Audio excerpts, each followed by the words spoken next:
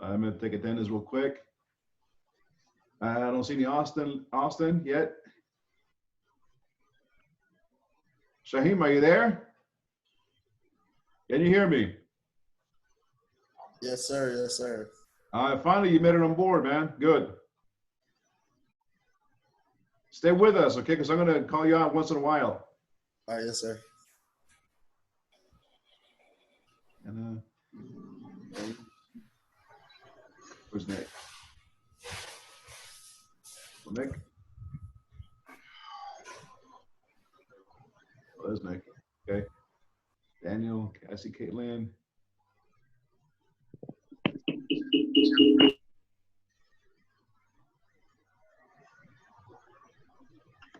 All right, so I guess only one out today is Austin E, right?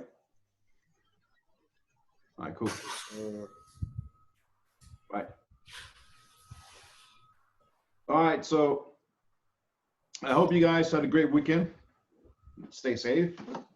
You guys are able to celebrate Easter if that's what you did. Good, awesome. Before we get started, I do have to cover the infamous newsletter. My bad. So we're gonna get started with that, right, Chef Gary? We are. All right. Important stuff there this week. All right, cool. Let's take a look at it real quick, and then we're going to where we left off last weekend, okay? So newsletter, yeah, what is going on? I have no idea what's going on in the back garden. Haven't been there all in about, what, 3 weeks or so? So who knows, maybe weeds and grass and all the kinds of stuff, okay? Pretty overgrown right now, Chef. Right. Anyways, the Zoom is set up to allow you guys to log in 15 minutes prior to the class started. So if you're able to log in, go ahead. If not, you can log in at 6:05 or whatever time you get in here, okay? Portal issues, you guys know the drill on that one. What else? In-service days. Before we came quarantine, we're supposed to have this past Friday off for instructors in-service. That means our meeting has been changed. Instead, we'll finish this block on Thursday, May 14th. That's the end of your block. That's when you submit your final project. And we're going to let you guys go for about maybe 10 minutes each, 5 to 10 minutes. And you guys are going to present your project on that day, okay? We'll figure out how to present it, okay? What else? So Friday, May 15th, you guys will have no school. Don't know if we're going to have a meeting or not, okay? Remember the calendar? That's your holiday calendar. And again, we want to emphasize staying safe. Wash your hands, check with the doctor, all that good stuff. Use alcohol-based sanitizer. Don't drink it. Class makeup, get with Mr. Shannon if you need to guys do a makeup class. Okay. There are several restaurant ops happening all day long, 6 a.m., 1 at 10, and I think 1 at 2 o'clock too, I believe. Okay. What else? Online uniform standards. If you have your jacket, wear it. Okay. Like I said, don't go wearing something that you're going to go tubing down the San Marcos River. Okay. What else? Career services, Miss Ann, she's got a couple of messages. She said it's been a challenging week in the midst of this virus. She says so many of you or students have been patient, understanding this certain times. As we're reaching out to remind you that the career services team is here to help. Several of you have contacted us. Check out how we're doing. That's great. They really appreciate that, guys. Okay. What else? Save the date. Disney. If you guys want to go for work for the mouse, their on-site recruitment has changed. Instead, Chef Polly will conduct phone interviews June 9th and June 10th. Those of you guys who have slated to go and apply for Disney. Okay. What else? Again, Mr. Jamil, Ms. Anna, they're for you guys. So reach out if you guys need any kind of a help or assistant. Okay. Assistance, just for the fun of it. I seen this all quite a while ago. New 100% vegan ice cream, sugar-free, no eggs, no lactose-free, no calories, just munching some ice. Whatever. Quote of the week, be happy, not because everything is good, but because you can see the good in everything. Okay. Food for thought, guys. Trivia. When Ben and Jerry, that funky, chunky monkey, right, obtained funding to start their ice cream company, the backers insisted that they also sell what other item? A, candy bars. B, soup. C, bubblegum. D, hot dogs. E, cheesecake. Anybody? Soup. I'm gonna say bubblegum. Okay, we got cheesecake and bubblegum. Anyone else? I'm gonna say cheesecake. Something bars. Hot dogs. I I'll want to say candy say bars. No, I'll say Hot dogs. hot dogs. I'll say A, candy bars. Hot dogs. Candy bars, Bubblegum. hot dogs, Cheesecake. cheesecake, Hot dogs. hot dogs. Okay, yeah, hot dogs and ice cream. Right there, you go. Maybe have an upset stomach. Okay, the answer is soup. Oh, I was right. Hell no. Financial backers worried about putting money into an ice cream business that was starting in the cold climate of Vermont, so they insisted they wanted to sell hot soup. Soup peddler, right? Soup peddler. All right, guys. Before we go any further, what was your homework on Friday? Watch that video, Watch that video. about. Well, watch the video. Crazy Amy. Rams. So, what was her management style? Both of their management styles were authoritative. All right, so we'll start with you, Ms. Mercedes. Besides being crazy, what can we classify her or him as? Authoritative for both of them. Autocratic, I suppose would be the right word. She was fear-driven. Okay, fear-driven, autocratic. What else? Her husband was very authoritative. Autocratic. I mean, Close-minded. yeah, I can agree with Danny on that one. That's what I was gonna say. I wouldn't say they're fear-driven. I would just say that they are. What's the word? Delusional. I was trying to be a little bit nicer, but yeah, basically. No, they just they just have no sense of the world around them. They're always in the right. There's no gray area. I'm being a hater, bet. I think that's out of fear. I mean, you can't tell that means they're afraid of everything. True. No, did you? I got a question for you guys. Did you guys watch the next following episode, which Yes, is I did. the one where he returns and they show all of the deleted scenes and stuff like that? Yep. I haven't seen Yep. that. It was right after the 16th episode. It went right into the next episode, and it was talking about how they went back, but Gordon Ramsay didn't really go back. He just sent his crew there and cut out. They were still crazy.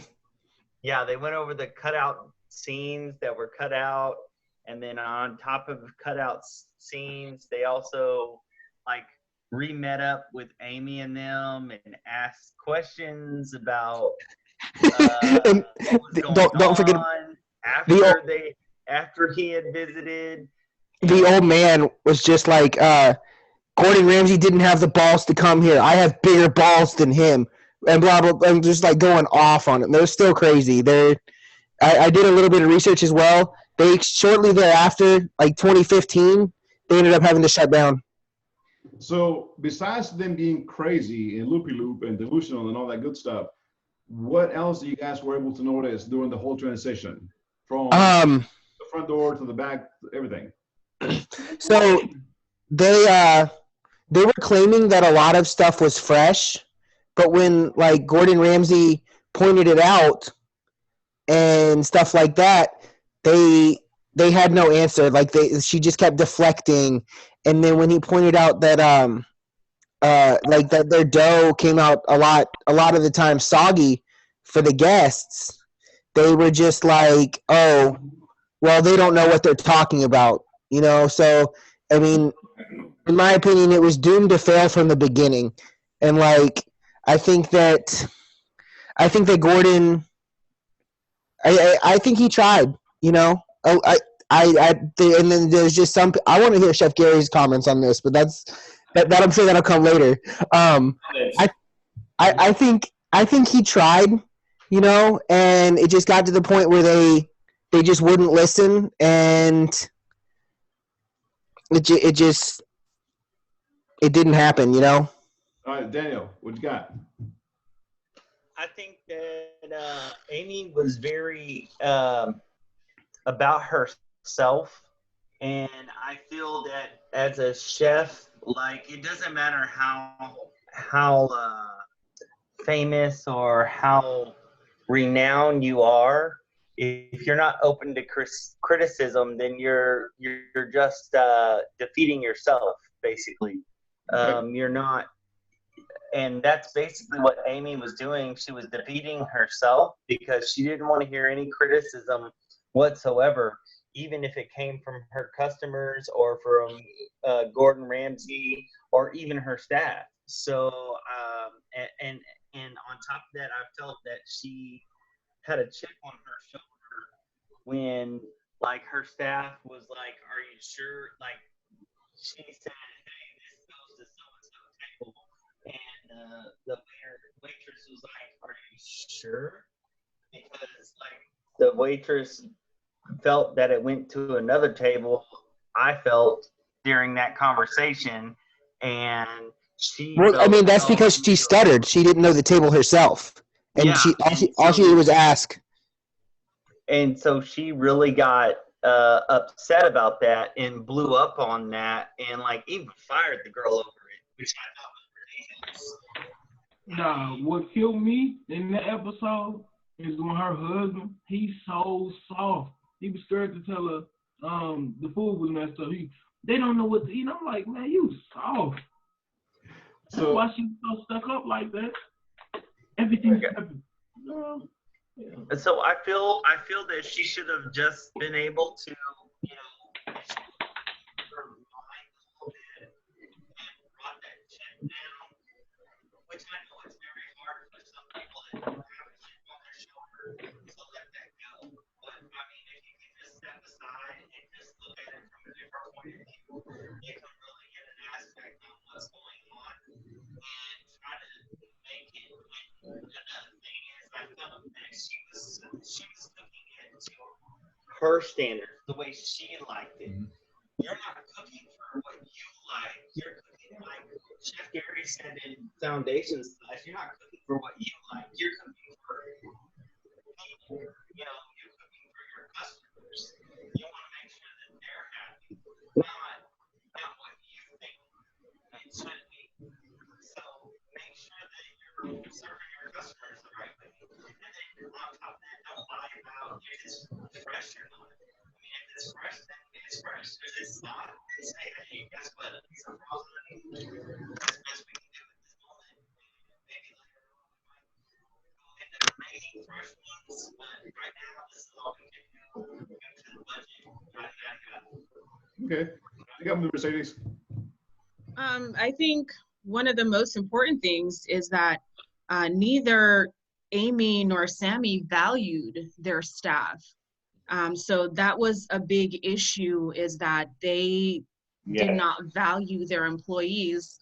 Because if you want to be successful, you have to surround yourself with people who are, one, not just going to tell you what you want to hear, but believe in your vision so that they can help bring it to fruition. And so people not feeling valued, I believe, was really a big part of, you know, their downfall. Another issue that I noticed is that she literally made everything, which is why customers sat at their tables for almost 3 hours waiting to be served, which is a problem. Sammy keeping the tips, stealing pretty much. And for some reason he thought he was in the right. I couldn't understand that. I mean, and Gordon, being an Englishman, couldn't understand that. And I'm just like, how is this possible? I mean, because stupid too. He was the only one that could register stuff up, and he was messing up the orders. Yep. That's because they wanted total control. They are the type of people that only want yes men, and if you're not a yes man, then you don't belong in their surroundings. And that's why they went through 100 employees, which is pretty astronomical when you think about it, for a place that, I mean, looking at it, didn't really seem like it sat more than maybe 50 people. To have gone through that many employees in such a short period of time says a lot about, the establishment. Mm-hmm. As far as within the business itself, I know you guys watched it, and you guys, what stood out the most was their personalities and the authoritarian, and it's either my way or the highway.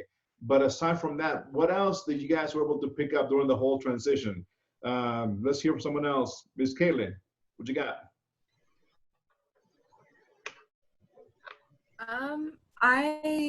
I thought, I don't know, maybe if they just would have been more receptive and not so close-minded, they would have been more successful.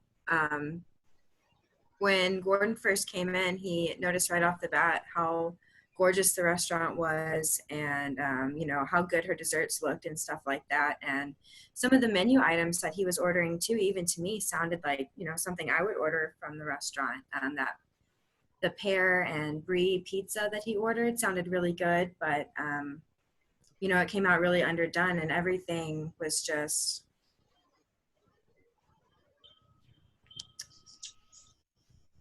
I don't know. It was just a huge train wreck, really. To caveat off what Kat said, like we're focusing on the negatives. I think they could have been successful if they just stuck to the pastries, But as Gordon Ramsay said, they had 65 items on that menu for a 50, and I think Mercedes was right. I think it was like 50 people or 50 covers that was possible in that restaurant. 65 items for 50 covers. James, that is way too much. You're dead on, James, and Mercedes is dead on with a lot of stuff too. I was thinking all the same stuff. Mise en place for that many menu items takes a lot of work, and you don't pay that much labor, that many labor dollars, unless you got some chairs. So when you have a tiny place, in addition to not having the space for a broad, wide range of mise en place, you also don't have the labor dollars for a broad mise en place like that. So they really hobbled themselves with that much product. I mean, there's a whole bunch more stuff I can say too, but that's an important thing both of you guys kind of touched on. Just kind of not respecting is huge, not respecting their people, and then all that mise en place for that little tiny place. There's many things wrong there, and that place wasn't going to make it almost no matter what, in my opinion, because of some decisions they made right away. Royston, what you got? I see your hand. You said me, Chef? Yeah, no. They didn't delegate a single thing. Yep. So Amy, the ex-Playboy bunny, was the head everything. And she thought she was really good at it, but, everyone but her knew she was really not good at it. And, I mean, I've come into contact with, I guess, the same sort of thing where it's like you work all day long, and you have the end of the day, and it comes that somebody that's in charge tells you, this is what you did wrong, and I, flat out don't care what you did right. Mm-hmm. I definitely have been there. So working for somebody that that cares about that much, like, of what you've done and how much progress you put in for the day or the week or whatever it is. And they, don't ever, they only look at the bad, or even if it's good in your eyes and you know that you've done good, but your manager just thinks that it's nothing but bad, then you think, why do I even need to put in effort? That and the high turnover rate. They said something about like 100 employees in a year. Some people didn't even want to work there a full day, full week. So I totally get it. I just hope they're not open still. Nope. Raceling, you had your hand up. Still with us? All right. So what you guys should have picked up, aside from her crazy weirdness way, go ahead, Ms. Mercedes. I did notice one thing. Food that touched the table was going directly back into the oven. And I thought that was a big no-no. Big no-no. And they purposely sabotaged, well, not they, but Amy. She was like, oh, I put extra spice in this. I hope it hurts his stomach. Like, no, no. Mm-mm. Yeah. So it was clean, right? The whole entire place was spotless clean. You walk in there and the restaurant is clean, very well set up. Tables are very, very well organized. The whole place is very nice. It's not all dilapidated. I mean, the structure building is nicely soundly set. What else? Then you see her pastry display, very well displayed. She does have some skills, or she did, or still does. I have no clue. Anyway, she does have some skills. She knows how to make pastries. Then you walk into the kitchen, very small kitchen. Chef Gary, I had a couple of notes. 65 items for or however many items on a 50 or 65 seat restaurant. Then 65 menu items, chef. What is that? 200 mise en place items? At least. Wow. The kitchen one's not that big. Pizza oven, a couple of prep stations, and then the cooler, which wasn't that big at all either. So the cooler was very well organized. Everything was good. It was impeccable. But as we went further, there was a lot of mistakes that were made. Aside from her being cuckoo, because she says she speaks feline, and her cats were children. I get it. I have a dog. Anyways, I don't speak bow wow. Okay. Sammy, her husband, there was no communication between front and back of the house. He was passive aggressive. He went back with his tail between his legs because he didn't want to face his fierce wife, letting her know that her food sucked. She couldn't take the criticism, and then if she did, she lashed out at everybody. So her style is what's the word I'm looking for? Authoritarian, but very it'll come back to my head. He was passive. Communism. I think she was kind of passive aggressive too, Chef, because she'd say stuff like, well, I'm not even going to talk about it. We're not talking about that because, I mean, well, I can talk about that, but I have to cook. Some people actually have to cook or things like that. She's just being sarcastic and deflecting anything that would be directed at her. Self-centered. Yeah. They like some dictators. That's what it is. Self-centered and Mussolini. The things that stood out the most throughout the whole entire thing, you're right, your value, turnover 100 employees, but She thought God's gift to cooking. She thought it was a God-given talent. We're going to hit on a couple of notes too, but you guys should look at, somebody mentioned about not giving the tips back to the servers. That is a huge no-no. That is a lawsuit.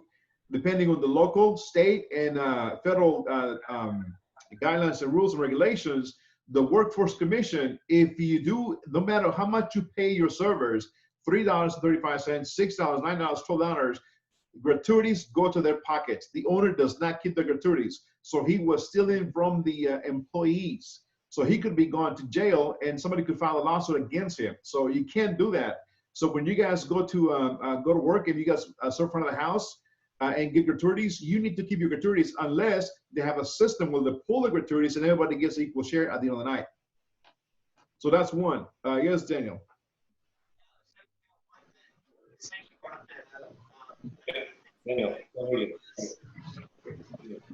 Another thing that I thought was very irritating was they had the servers that knew what the POS system was. They had worked on a POS system from other businesses and their other jobs that they had, yet they still would let them touch their POS system the whole time. And yeah, there might be a few button changes or whatever. I've worked on a POS system before, and well, actually two different POS systems, one's from Applebee's, one's from Chili's, and they're similar, but at the same time, there's different buttons that you gotta push and whatever. So I kept going over it and maybe getting like a 15-minute training session about, hey, this instead of closing out, you gotta push this first and then push that first. But for most people that have already had that experience, they should have taken advantage of that, took that away from just the owner having that ability to do that and let the people that are actually taking the orders, then they probably wouldn't have had as many orders come back like that as they did. Well, it was so right. Right. and also too, the truth of menus. Is the what was it? The ravioli supposed to be fresh, made in the house, right? And it was frozen from the store, even like to Chef Gordon Ramsay. So truth in menus, still need full employees. And what about that one kid that they fired? They want to interview Gordon Ramsay. Want to interview? They made him wash his car. The hell, right? Yeah.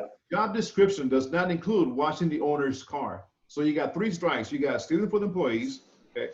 You have and the tips. Adding the tips. Okay. What Oh, else? and Go ahead. the other girl that was the former employee, how she was only allowed to serve water, and she had to beg to go into the kitchen. Uh-huh. The owners didn't like people who took culinary school.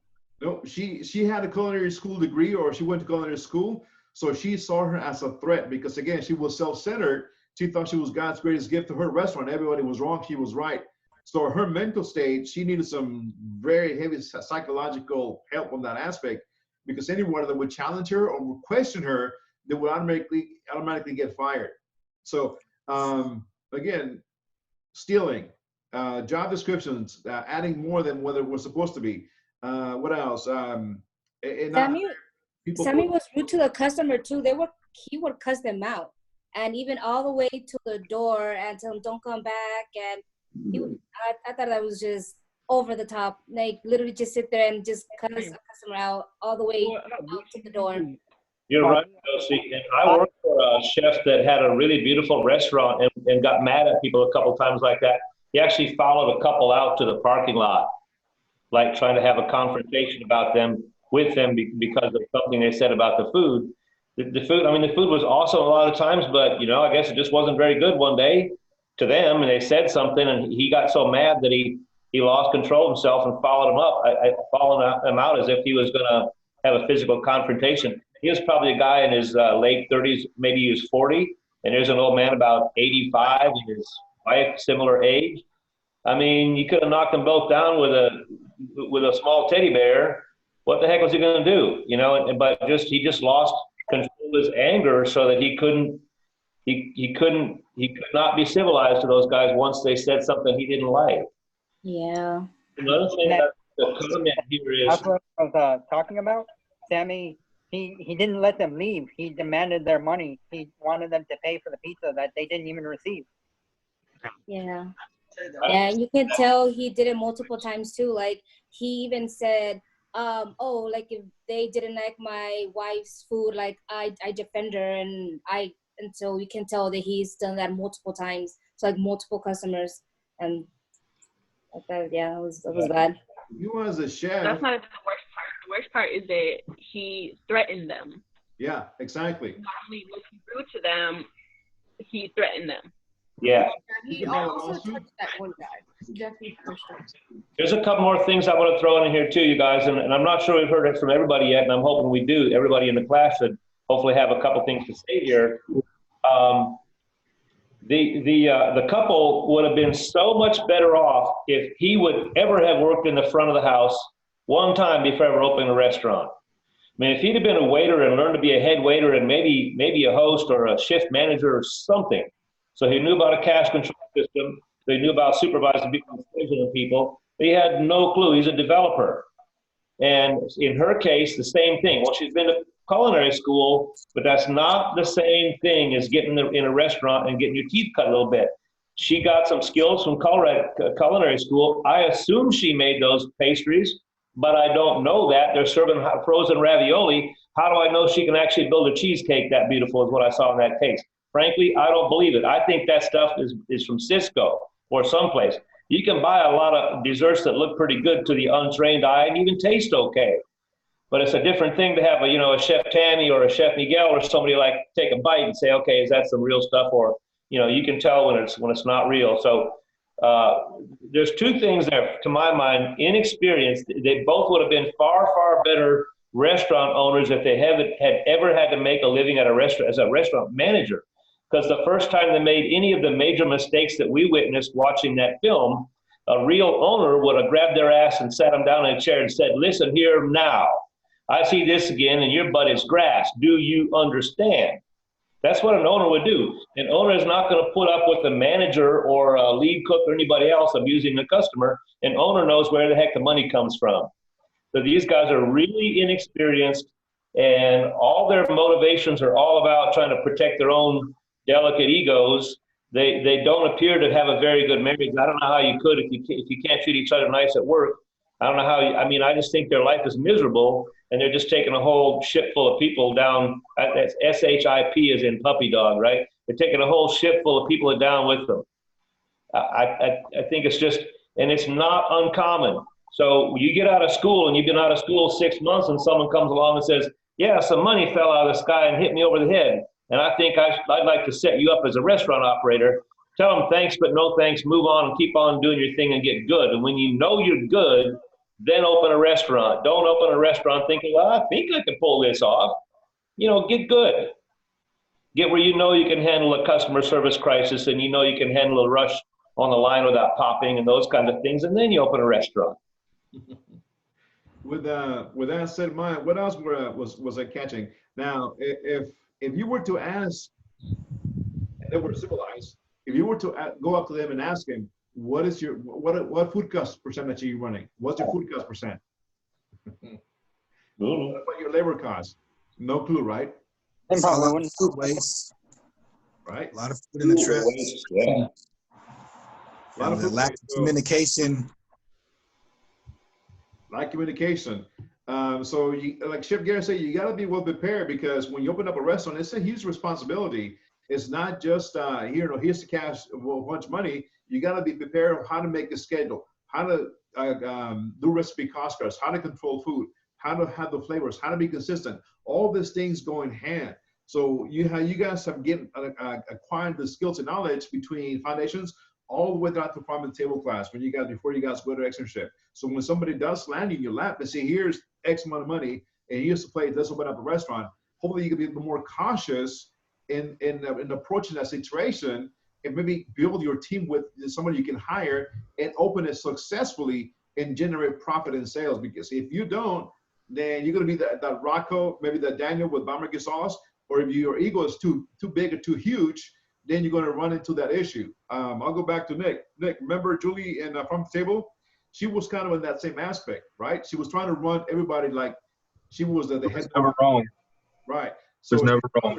Authoritarian, okay? So there's a lot of people with different personalities, different management styles, but hers was egotistical, eccentric, and authoritarian, and all of them, they just clashed in her head and made her, maybe she needed some happy pills. I don't know. But anyways, as far as running the business, no food costs, no in and outs, no invoices, no sales. They probably had no clue what's going on. All they knew was how to keep the kitchen clean, and how to display the desserts. That's pretty much, and how to steal from their employees. So there's a lot to learn from that video, from back in front of the house, putting all the static away, dissecting and looking at the core center of how to run a business. Okay. So that was the whole point, and it was a good one, what not to do and what to do.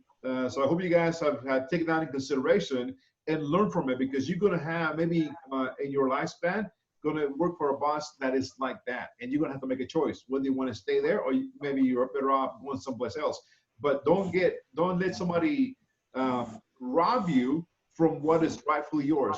Hence, gratuities. They cannot keep your gratuities unless they are being full and then dispersed at the end of the night. In that sense, and everybody works together as a team, because you cannot have somebody like all the time and then collect gratuities at the end of the night, correct? Well, and it sure can't be the owner doing that. Nope. The owner's got to set the first and best example, no, Chef? Yeah, exactly. Proven menus, another one. I got a question. Go ahead. So, would you say it would be a good idea to work in a place like this? That way you learn what not to do before? No. Would waste your time. A place where they know what they're doing. Even if it's a chain restaurant with okay food, well, you're going to have to get better food skills than they've got maybe, but a well-operated chain that can do some business, keep things moving smoothly through a rush, bring their inventory, count it, price their food, sell it, keep track of their costs. That's a lot better place to learn than a bad place. In a bad place, if it's terrible, you go in there and you learn how to deal with stupid crap. that might be a good skill somewhere. But what you really need are, how to set up an inventory, how to make a complete mise en place list, how to plan the schedule so you got enough people to do all the work and the mise en place and the table waiting and all. Those bad places are not good for you. They just mess you up and make you think that the business sucks and that everything sucks anyway. That's what those places do to you. Go ahead. There's nothing wrong with going to Plan N, and Plan N stands for new job. What I was gonna say, Chef Miguel, is so when it comes to those kind of dictator managers. Daniel, I can't hear you. You got a microphone directional issue or something there. No. Do you know where your microphone is on your machine? All right. How's this? Seems better so far. Okay. So what I was saying was, when it comes to those dictator type managers and everything like that, like, do you feel that those kind of people, they were kind of raised that way, or they came up with like a chip on their shoulder? Like, is that just something that just happens? I don't understand people. I mean, I grew up with some roughneck type dudes, because my dad left when I was 11. I mean, my mom left when I was 11, and I wound up with 3 men raising me. So, I mean, most of them were like hard and rough, gritty type dudes, and they would always be like, "Oh, toughen up, yo, you just keep moving on, And so my point is that just something that just happens to people? Because I just seem to not want to do that. I don't want to ever be that type of person. I feel life's too short to be demeaning and hateful and all this other stuff. I think you need to respect who people are and their ideals. It depends on the individual. I worked with different ones in the past 36 years, and trust me, I see them all from all kinds of walks of the life, anything and everything you can ever possibly imagine. So the ones that stood out has been one of the GMs was going in the actual payroll and docking the employees, taking hours away from them and underpaying them, not paying them what they had actually worked, because he was trying to be within his numbers. You can't do that. That's called cooking the books. That's called also. That's wage theft. 9 months of that, I was like, I don't want any part of this. I don't want my name to get tarnished, and I wanted to keep my reputation and my honesty and my integrity. So I parted ways. The other place that I worked at, there was a front of the house manager who we were equally both. She was in the front and I was in the back, equally as far as the responsibilities. Well, she was trying to come back and tell me what to do, how to do so in the kitchen. They've been trying to run my cooks on the stations. No, she reminds me very much of Amy. That's who Amy reminds me of. She was almost looked like her too. She used to work at a strip club in Dallas. So her mentality came different. And I'm like, no.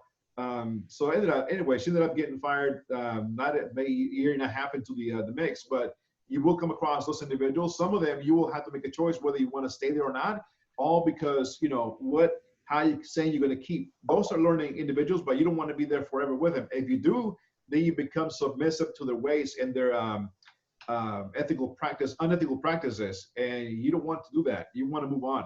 You want to learn from the best. Give them Mercedes. Do you think Chef Ramsay would have been able to give them any valuable feedback? I know he felt that he wouldn't have been able to, but do you think there is anything that could have been put in place to really help them to change the atmosphere, of the way that they ran their business? Yes. They were too far gone. Yeah, they seem set in their ways. Well, if it's too late, if they finally ask for help when they're up to here, then maybe it's too late. But if they were going to commit, he can give them as much help as they will take. If they will finally say, "Oh yeah, we realize we're a hot mess. We're just completely upside down. We can't think straight. We realize that we're not able to make anything better here, and we had a big cry yesterday, and now we understand that it's time to it's time to drop our defenses and take some help.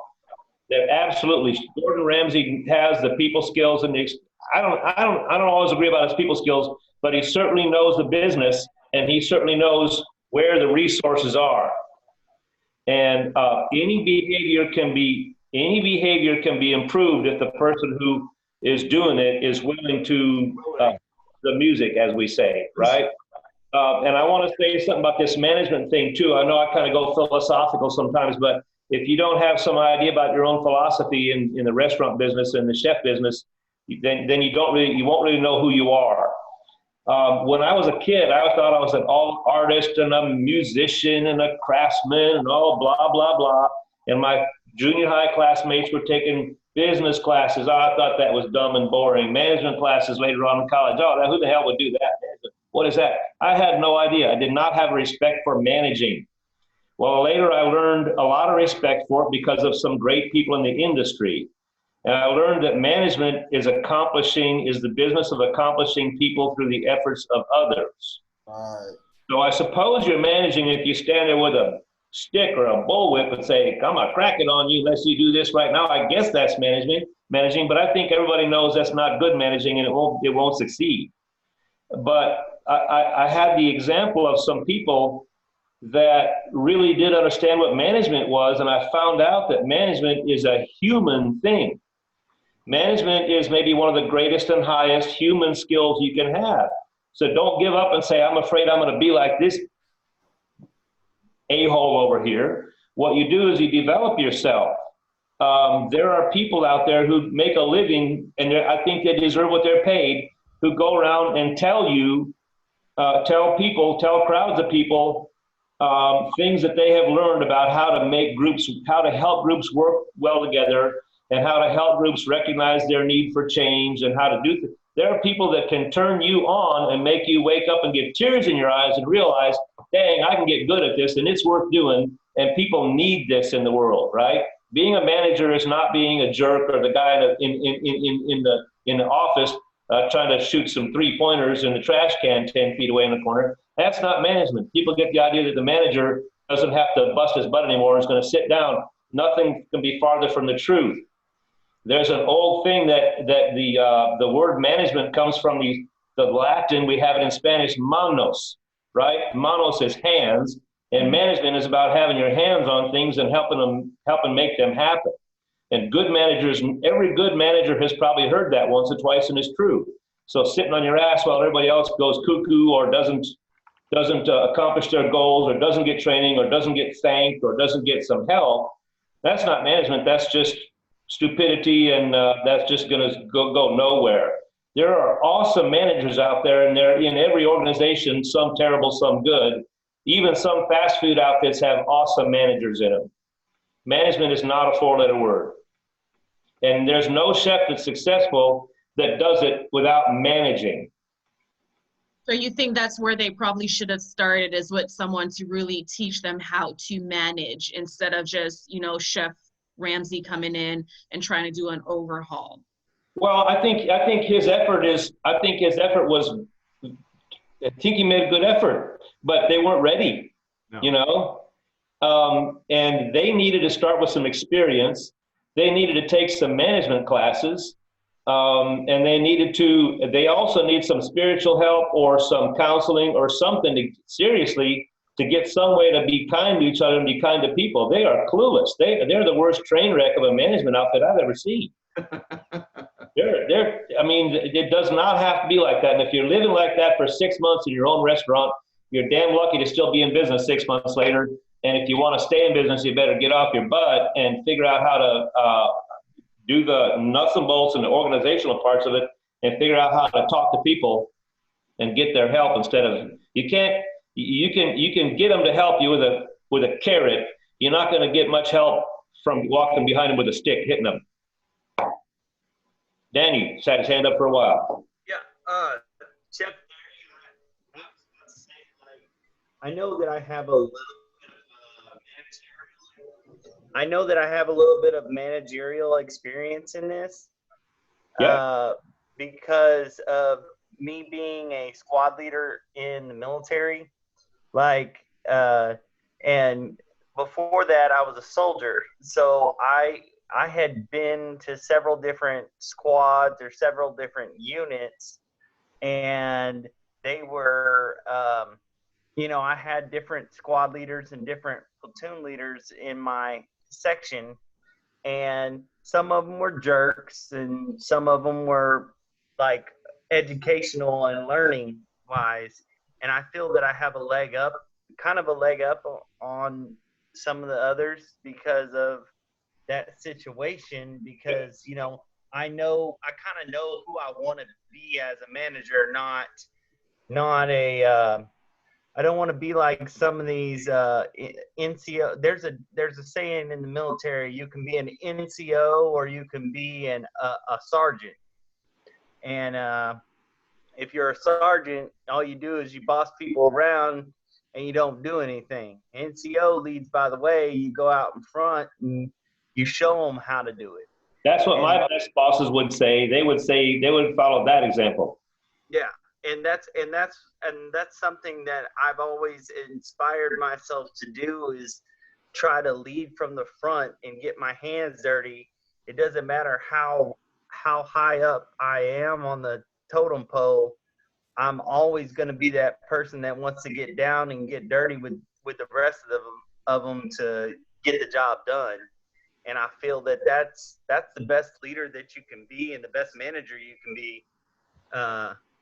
I know that you have to do the paperwork side and everything, but when it comes down to it, to the nitty gritty, you got to get down and get dirty.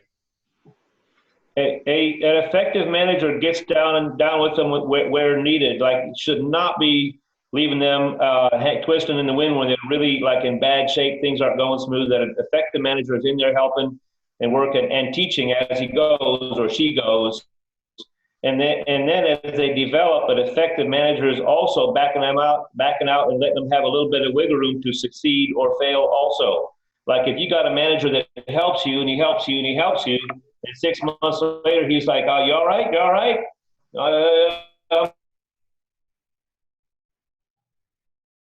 was thinking about going home, but I don't know. You got at some point you say, "All right." It's cue that, hey, you got to show me some trust too. You got this. I'm ready. It could get tough for a minute, but I got everything I need, and I know how to do this, and I've shown you 50 times that I can do it.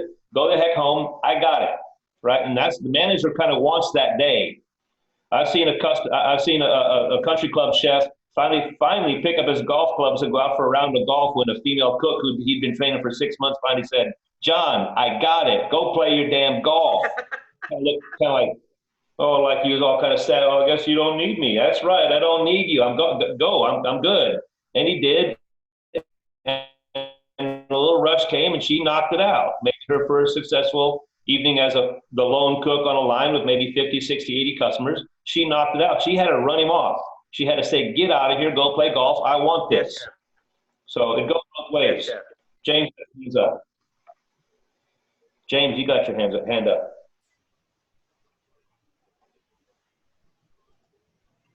James, on mute. All right. So anyways, guys, if you guys get a chance, if you may want to, go take a look at it again, but look at it from a different point of view. Look at it from an operationals, food costs, labor, recipes, time management, POS systems, cash in, cash out, invoices. Take a look at it from that point of view. And I know it's a train wreck, but you will see a lot of instances where they could be good managers and they could generate good profit if they follow the certain guidelines. Obviously, this couple was not, because you have one that is very egotistical, eccentrical, authoritarian, and versus Rocco, from the video on day one, he's totally the opposite. He don't want to be involved. So two different management styles. Okay, so that's what we're going to be talking about in today's topics. Great start, guys. Great start. Okay. Sorry, I was having some technical difficulties. So, like, as Chef Miguel said, like, I had a similar situation with a restaurant or whatever. I was the sous chef, and this, so I was in charge of a couple people in the back, and there was a front of house manager who was basically the same style role that I was, but she was the owner's daughter.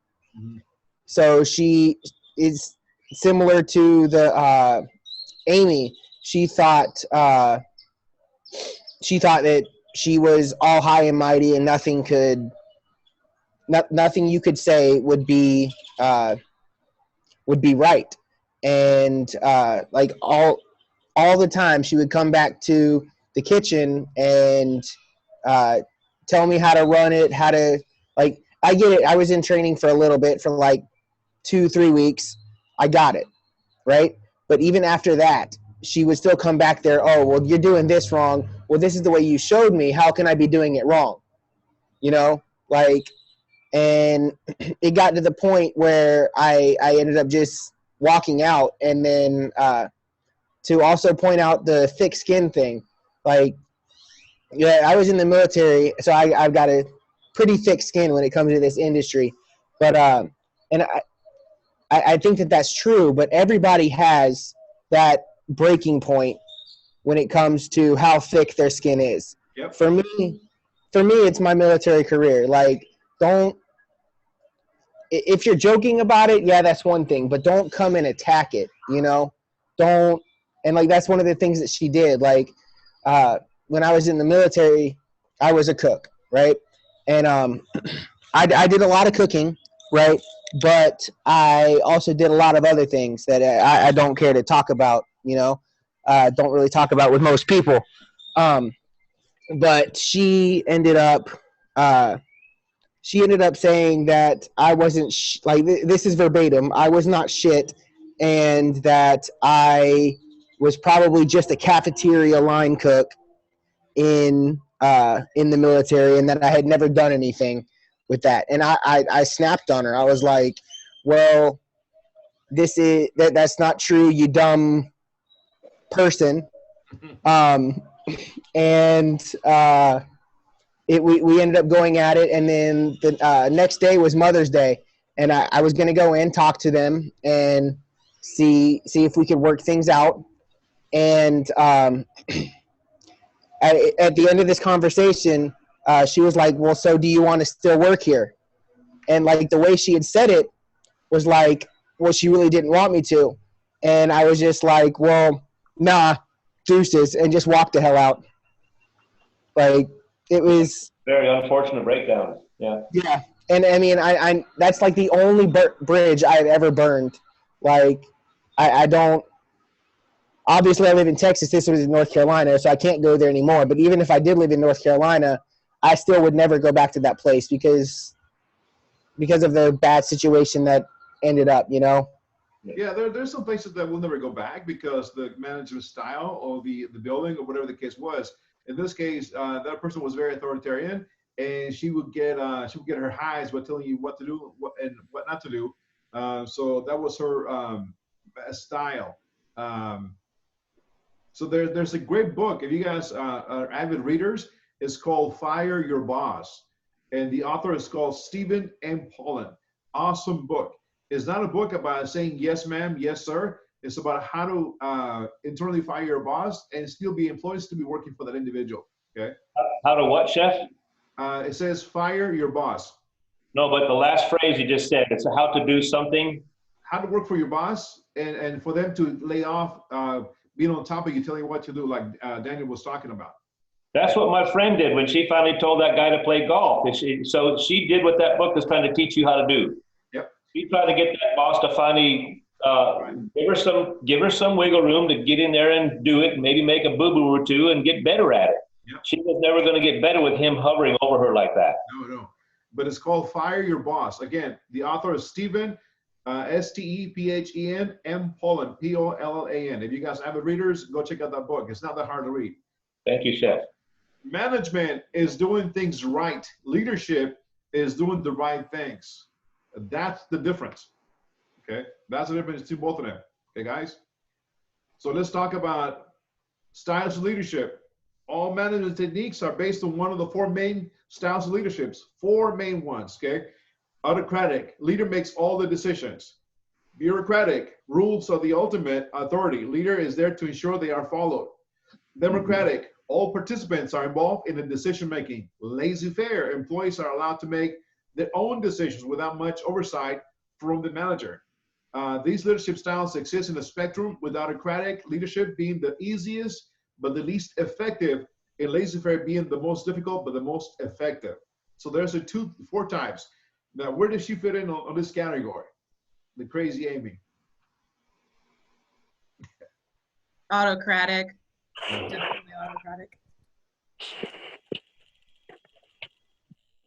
How about Rocco the Spiritu?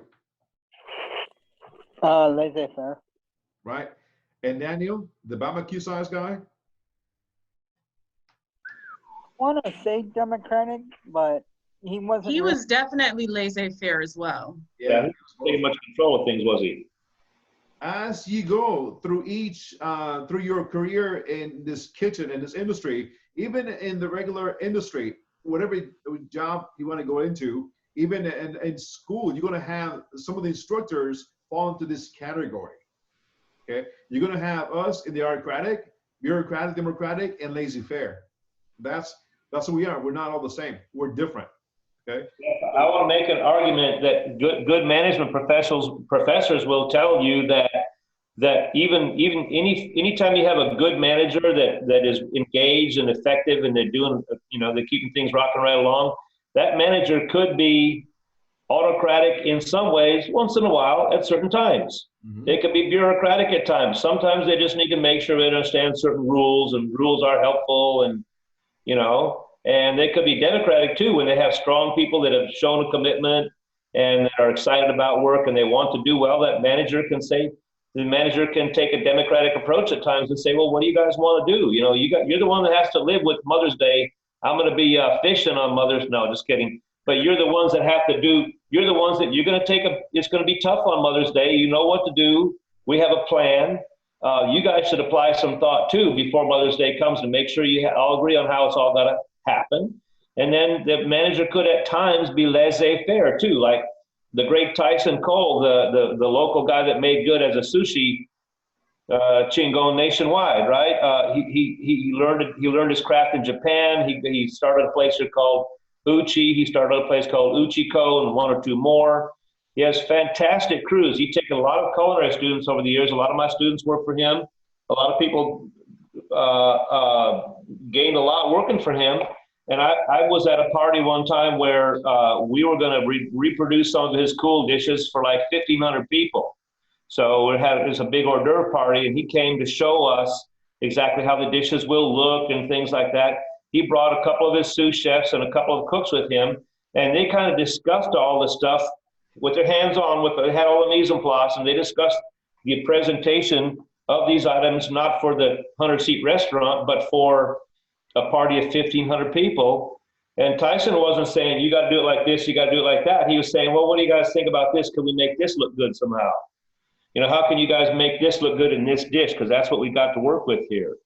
So he had good people, and he liked them enough. He liked the way they work, and he trusted them. And he told them what the goals were, but he didn't say, you got to do it like this, or you got to make Quincy and Gary do it like this. He just said, let's figure this out. Why could he do that?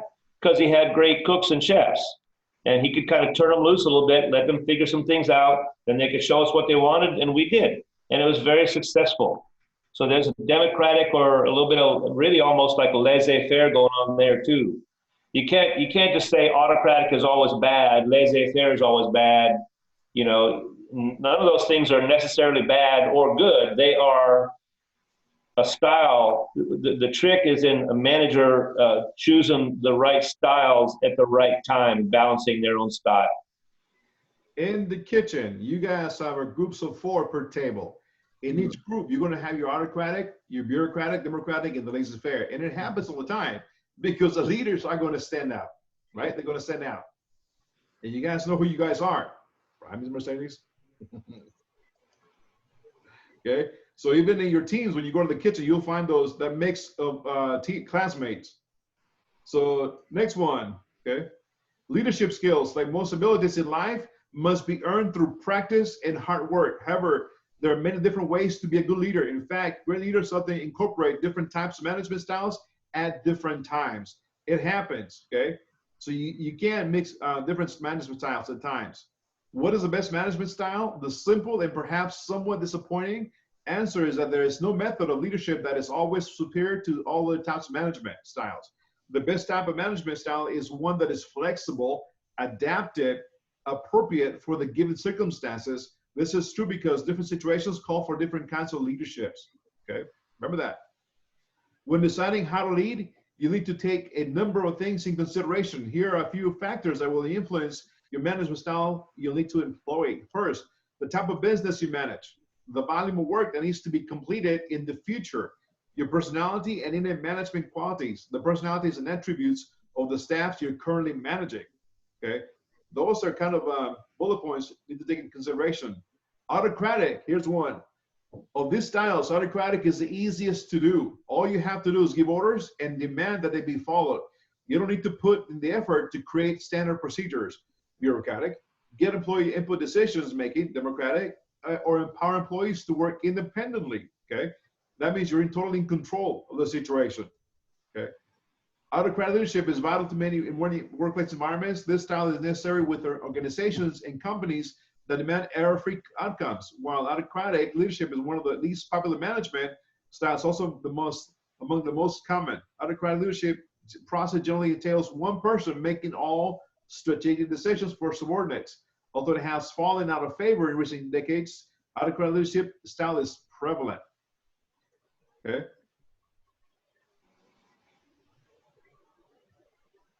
Go back. Hey, Chef, yes. I got a question for you as a chef. Let's say that you're working, you get off a shift at some cool little place downtown. You're a well-known chef. You got a big background. You're in some small town, and they're really happy to have you working at Billy Bob's Cafe, making all kinds of great stuff. You get off of work one afternoon, and a lady from across the street calls you, and this happened to me one time, and she says, Chef Miguel, I heard you're good, and I got a crisis. And my people walked out, and I got reservations at 6:45, 7:30. It's going to get a little heavy for a little while. I got like no kitchen crew. I got 2 people that I can get in there to help you. Can you come over and dig us out of the weeds and get us through the night so we can maybe in the early morning tomorrow make some decisions, figure out how we're going to proceed? Would you go in, if you said yes, and she said, okay, I'll pay you X dollars to help me out tonight, would you go in there and have a democratic thing and say, well, guys, if you want to do it like this, or, or would you get in there and say, here's what we got to do now, right? I mean, I would go in there in that situation and say, we're going to do this now. We're going to do this now. Now you're going to do this while I do this, right? So there's a situation where democratic is 4 o'clock and you got dinner coming at 6. Democratic, and the place is upside down. Democratic is not going to work there, right? Yeah, exactly. Your management styles are absolutely what these slides are saying. Is different things are appropriate at different times, and a good manager will move easily among all different aspects of that. Sorry, that's all I got to say. This stuff is very exciting, interesting stuff about how it's just management stuff, but it applies to how kitchens are operated for sure. Yeah, because when you create a game plan, you got to follow through with it. You can't just, half do it, or else your employees and other people will think they can walk on you and do anything their way. And that's right, and if you're under time pressure, you can't be having an election about it. Exactly. Make a decision, say what's going to happen, help make it happen. So think about the lectures. You go in the classroom for 1 hour. We talk about the recipes, the techniques, so forth and so on. And then we go into the kitchen. Between point A and point B, the leaders of the group is going to gather your classmates around and decide who's going to do what and start doing the autocratic part of it. And then as you go along, the instructor comes back and it becomes a laissez-faire. Let you guys do your thing, but with some guidance. So all these are tied in, even on daily activities in the kitchen. You can spot them all on throughout your classmates, your teams, and also your chef instructor, or how the whole class, how the whole day gets carried away. So what is an autocratic leadership? Short answer, my way or the highway. Many contemporary examples of leaders who preferred my way or the highway technique. Autocratic style was made famous by certain military and political leaders, sports coaches, and industrial age icons, right?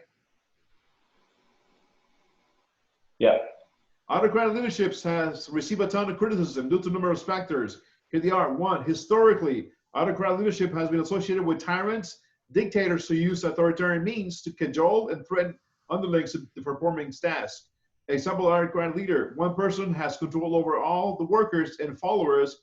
Hitler is in the complete control, and no one is permitted to make any suggestions or offer any opinions, no matter how it may benefit the group. Second one, Hu Jintao, president of China. Third one is Fidel Castro of Cuba. 3 autocratic leaderships, guys. Okay. Autocratic leadership has become the fallback position for managers, people who lack skills, training, and experience. A lot of chefs hide that or tell people what to do, how to do so, because sometimes they lack those skills. They don't want to know that find out that it's the staff that they don't know how to do certain things. So they will delegate and tell you guys what to do. Some of the people are uncomfortable working in autocratic leaderships because they feel it epitomizes authoritarianism, even if it's the most subtle management style of training, inexperienced staff, or control process. Like, when we go in the kitchen and I'll nominate, oh, this week is, I don't know, Jane Doe's sous chef. And they're like, because they can't put themselves being authoritarian. So when you guys go in the kitchens and your chef instructor is choosing one to be the sous chef, he's not just doing it to help them out or to play games. He's actually doing it, he or she is doing it to build you guys up to be autocratic leaders, because you will need to be in that position one of these days, hopefully sooner than later, okay? Autocratic leadership definition. Autocratic derives from the words auto, Greek for self, and kratic, which implies rule. Autocratic leaders often view themselves like automobile engines that drive people under the tutelage or command, whether it's a major or large city, a company or CEO or agent director. Autocratic leaderships are self-driven. Their role in business, government, or other organizations is to drive others to perform at their best and accomplish tasks without mistakes. Who could be an autocratic leadership in this world? Who can you guys think about aside from Hitler and so forth and so on? Me. Me. Think about football coaches. Cam. NFL coaches, right? NBA coaches, Major League coaches. Okay, you gotta push them, right? Trainers. Autocratic leadership definition. Autocratic derives from the words again. We just went on that. Okay. Next one up. Yeah. History of autocratic leadership. History paints a colorful picture of autocratic leaders. Of the some, like Attila the Hun, Adolf Hitler, and Joseph Stalin, were maniacal tyrants. Many other autocratic leaders were innovators or revolutionized industries and advanced societies. Combination of progressive ideas, self-determination, and autocratic leaderships led to some of history's most significant events. This includes the rise of the Roman Empire under Julius Caesar, the settling of the U.S. colonies thanks to John Smith, popularity of the automobile due to Henry Ford. Okay. Can I make a suggestion real quick, guys? If you want to read a book about leadership that's not about the food business at all, but you might open your eyes about some things, read a book on the lost colony of Jamestown. Jamestown, Virginia is not today where it was originally. The original one was in what we call the Outer Banks, which is a dangerous, from a tidal and coastal standpoint, navigation standpoint, it's dangerous. But a guy named John Smith brought some family and a lot of people over and was responsible for a lot. And the colony was eventually lost when he went back to Europe for supplies and reinforcements and stuff. When he got back, there was no trace. And there's books about it, and there's not much known about it, but some historians have tried to dig in and understand a lot about it. But there's a lot of management kind of interwoven in there in terms of how he made his decisions to do this or delegate that and so forth. I watched a documentary on that. Yeah, fantastic story, isn't it? Pretty good. Yeah, I like that. Yeah. Okay, sorry guys. Okay. Henry Ford, who helped perfect assembly line manufacturing economies of scale, is one of the clearest examples of an autocratic leader who changed society. Although Ford remains a controversial figure as an authoritarian industry magnate, he created hundreds of thousands of jobs and raised wages for assembly lines workers. Okay. Another one, at the positive extreme, Huey Long and Richard Daley, political bosses Louisiana and Chicago, respectively gained immense popularity in their states, even as they violated all kinds of laws, including reportedly murder. Good. Okay. What about Lincoln? Autocratic leadership. Okay. President Abraham Lincoln sometimes categorized autocratic leadership because of his many autonomous decisions he made throughout the Civil War. Although Lincoln did not exhibit many of the authoritarian characteristics of autocratic leaders, American history demanded a bold president who was willing to make the difficult and unpopular decisions from 1861 to 1865. He rose to the occasion and became autocratic leadership in the United States. Needed that time. He was, but he became. Examples of autocratic leadership. There we go. Tom Belichick, right? Discipline, preparation, and victory are three pillars of autocratic leadership. These objectives are present in all successful football teams, from Alabama Crimson Tide to the New England Patriots. Outstanding gridiron coaches such as Bill Belichick, Bear Bryant, Bill Parcells, and Woody Hayes belong to the list of autocratic leaders. None of these coaches managed their football programs without democracy in mind. They all succeeded fabulously in their careers. Okay. What else? In addition to sports, autocratic leaderships work well with environments that require near perfect accuracy, such as manufacturing. Autocratic and authoritarian style is necessary with staff that need training quickly and efficiently. Fast food enterprises frequently fall under this category. Autocratic leadership is also common in professions where life and death decisions occur. Think about ambulatory care, hospitals, police, military, and fire departments. Hey guys, let's think for just a quick second about how autocratic leadership seems to happen in fast food. Well, what's an important thing about employees in fast food if you're on the hiring end? What's an important thing you might remember about fast food employees? They do what pretty often?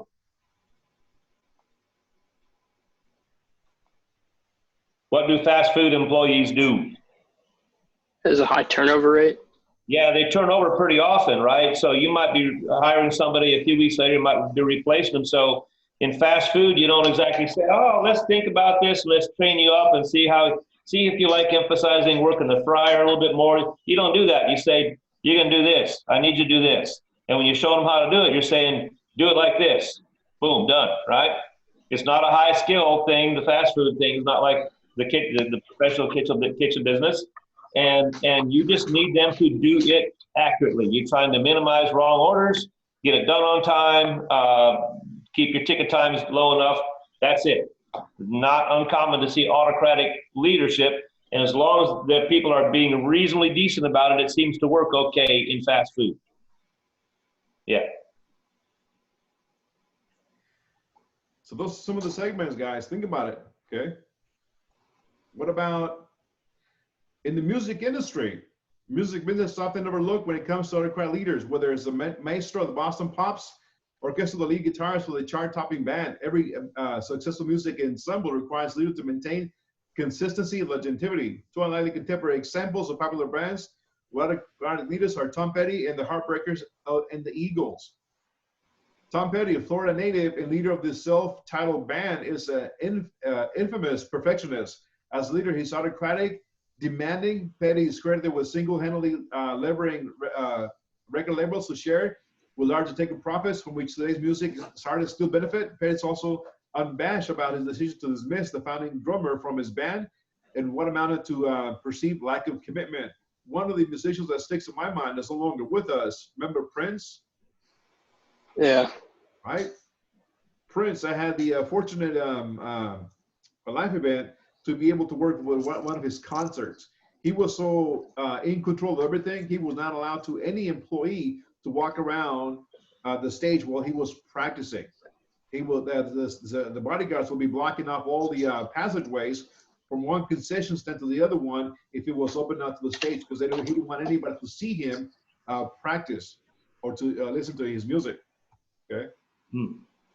Glenn Fry, Michigan native, turned permanent Arizona resident, co-founder of the Eagles. Fry has a reputation as an autocratic leader who exposed the my way or the highway style throughout the Eagles' successful a rocky road to stardom. Fry makes no apologies for his belief that he and co-founder Don Henley were engines that drove the Eagles' fame and fortune. R.I.P. Yep. Examples of autocratic leaderships in business. Founders of many today's successful companies learned from industry innovators, including Walmart's Sam Walton, McDonald's Ray Kroc, Oracle's Larry Ellison. Autocratic leadership is necessary to streamline process, grow the customer base, and pave the way for long-term survival. Other industries well suited for autocratic leadership. Restaurants. People go to restaurants with big expectations, whether it's a fast food like Shakir was talking about, fast food chain or upscale establishment, customers expect consistent service, well-mannered host, and efficient service. When they order the combo burger and fries or 7-course gourmet meal, customers expect their food to be good. Dining establishments need to be autocratic leaderships style to meet these expectations. Even the most cheerful and lively restaurant runs on the slim margins that can tolerate minimal mistakes. Think about it, guys. Right?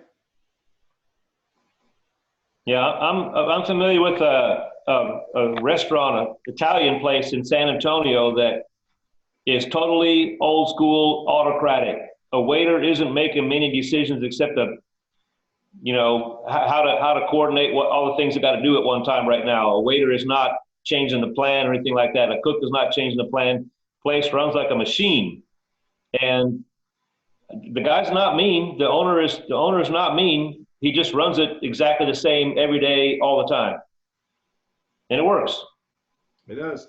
Somebody else might come in and say, I can't manage it like this. Well, maybe that person would not fit in that organization. Maybe that's not the right place for that person. Aerospace, autocratic leadership that emphasizes error-free process leads to a safety and affordability in aerospace manufacturing. Consider the millions of commercial, cargo, NASA flights launch and land safety every year. The aerospace industry deserves credit for consistent passenger safety. Their successes would not be possible without autocratic leaderships and innovators. You got to be to a T. Quotes from autocratic leaders. These leaders have a reputation for being hands-on perfectionists. Here are some of the quotations that reflect autocratic leadership styles. This Vince Lombardi: leaders aren't born, they are made. And they are made just like anything else through hard work. Henry Ford: quality means doing it right when no one is looking. Tanya LaRussa: there are always distractions if you allow them. Napoleon Bonaparte: men are moved by 2 levers only, fear and self-interest. Ridley Scott: I think the end of the day, filmmaking is a team, but eventually there's got to be a captain. Think of that one for a minute. Okay, let it sink in. How do you guys think this can be part of the kitchen?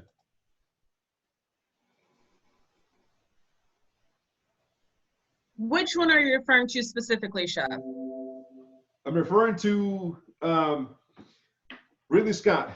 I think at the end of the day, filmmaking is a team, but eventually there's got to be a captain.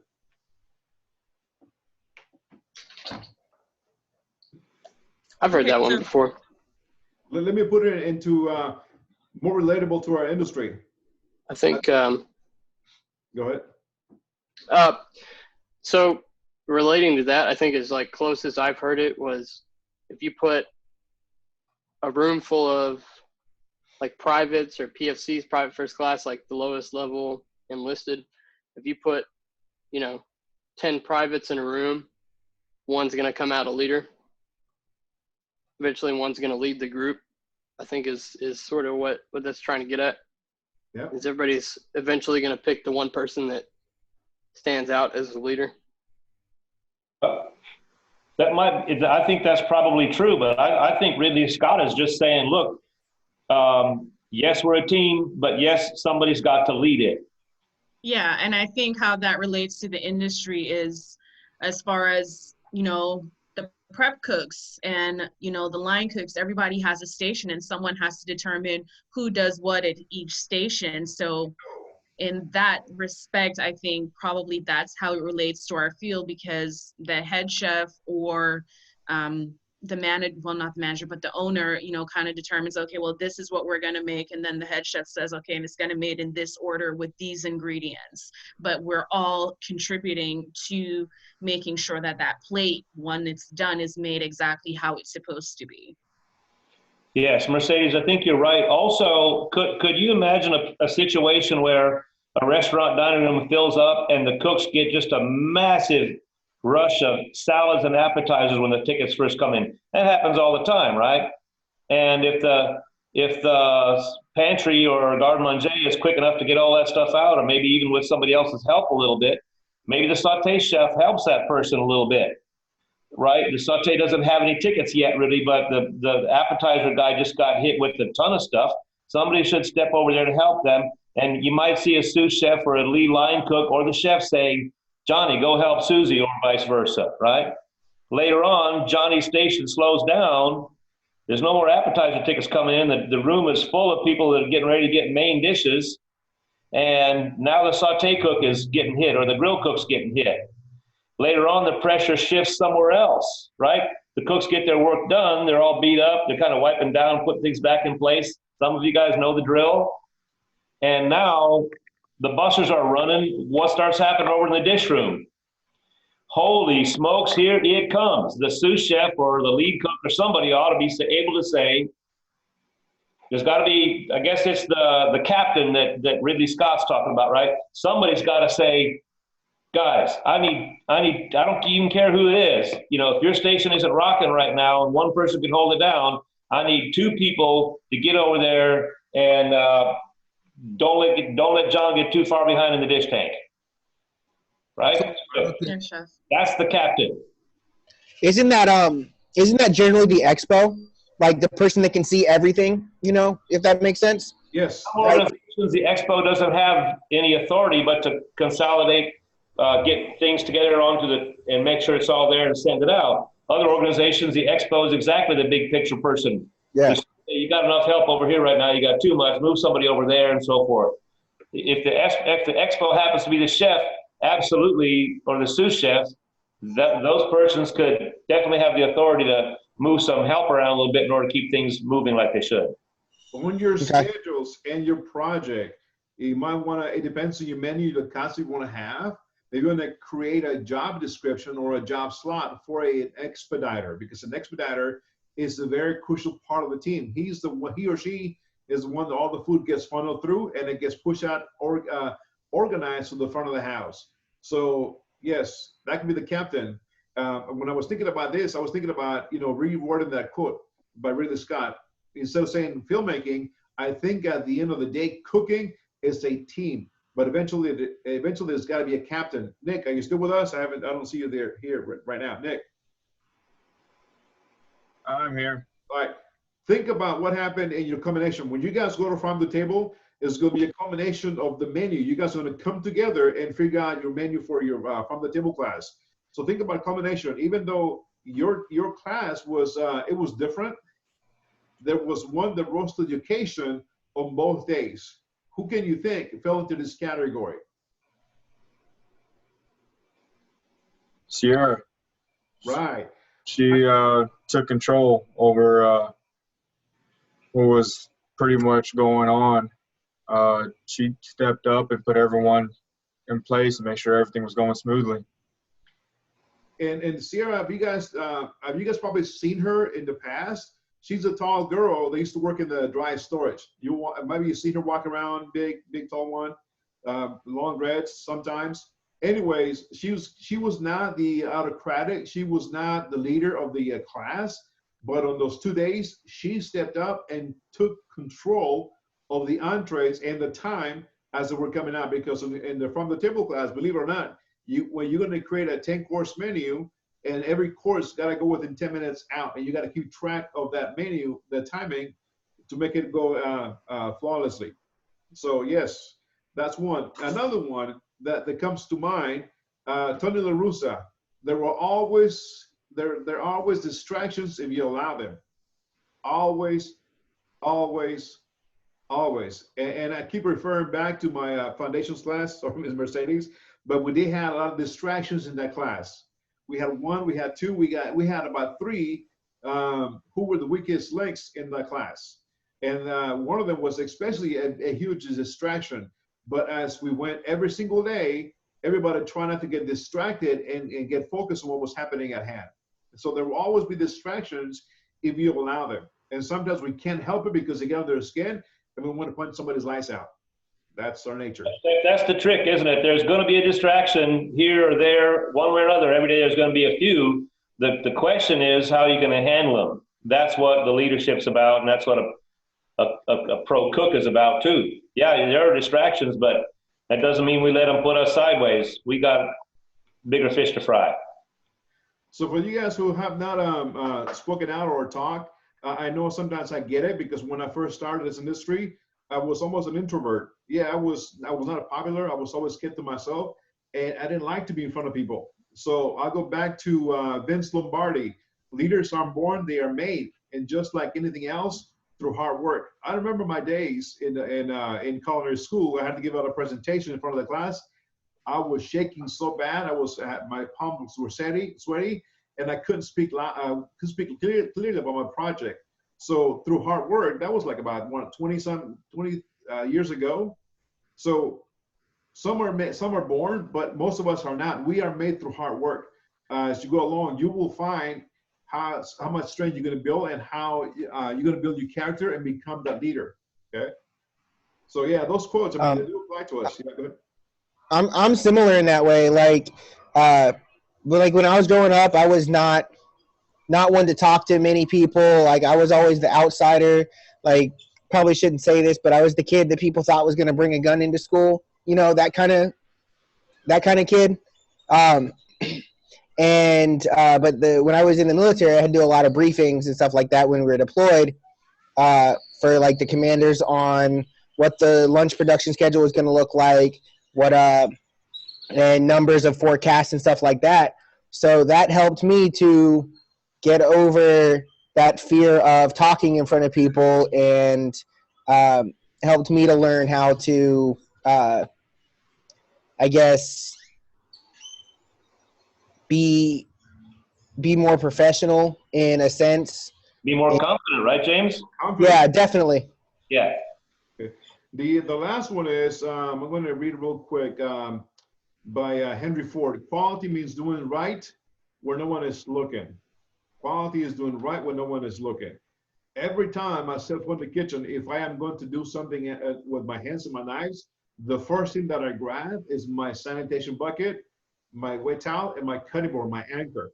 I don't care who's looking, even here in my house, just me and my dog, I do the exact same thing. Jeff, you're not grabbing a sanitation bucket because somebody might see you. You're grabbing a sanitation bucket because that's how you're going to do it right? Correct. Yeah. Correct. So when you guys go through every kitchen block from now on, think about the recipe, think about what you guys were being lectured on it, and do it right. Okay, that is huge. That is huge. Okay. Next one up, Ray Kroc.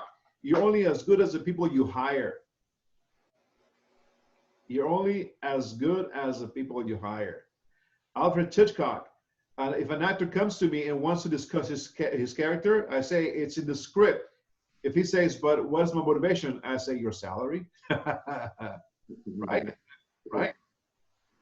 Roger Ailes. Audiences are shifting. Platforms are shifting. Ages are shifting. It's better to be in charge than to have to react to change.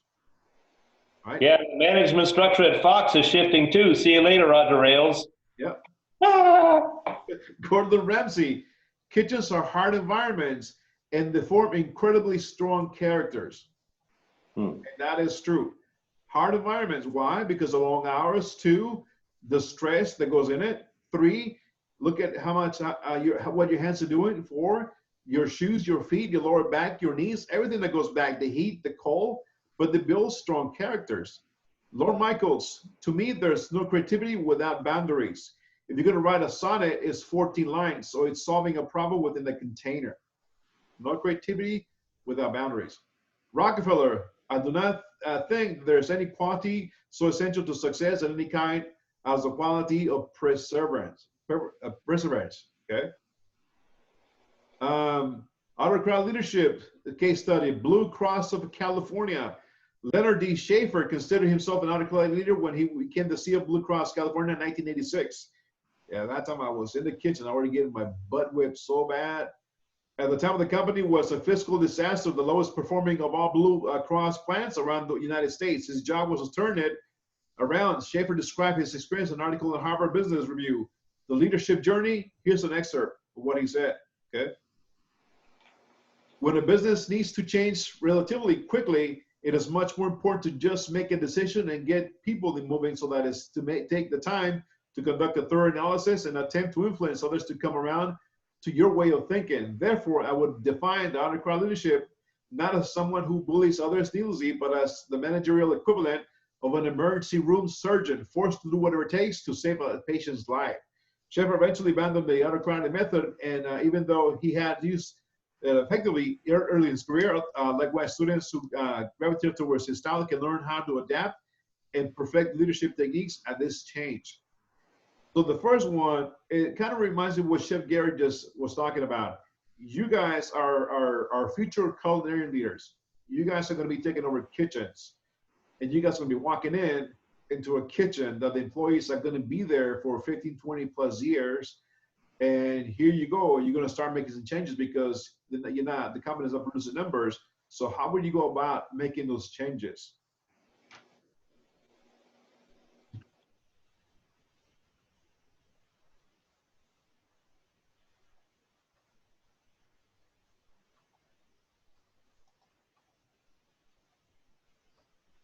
Chef.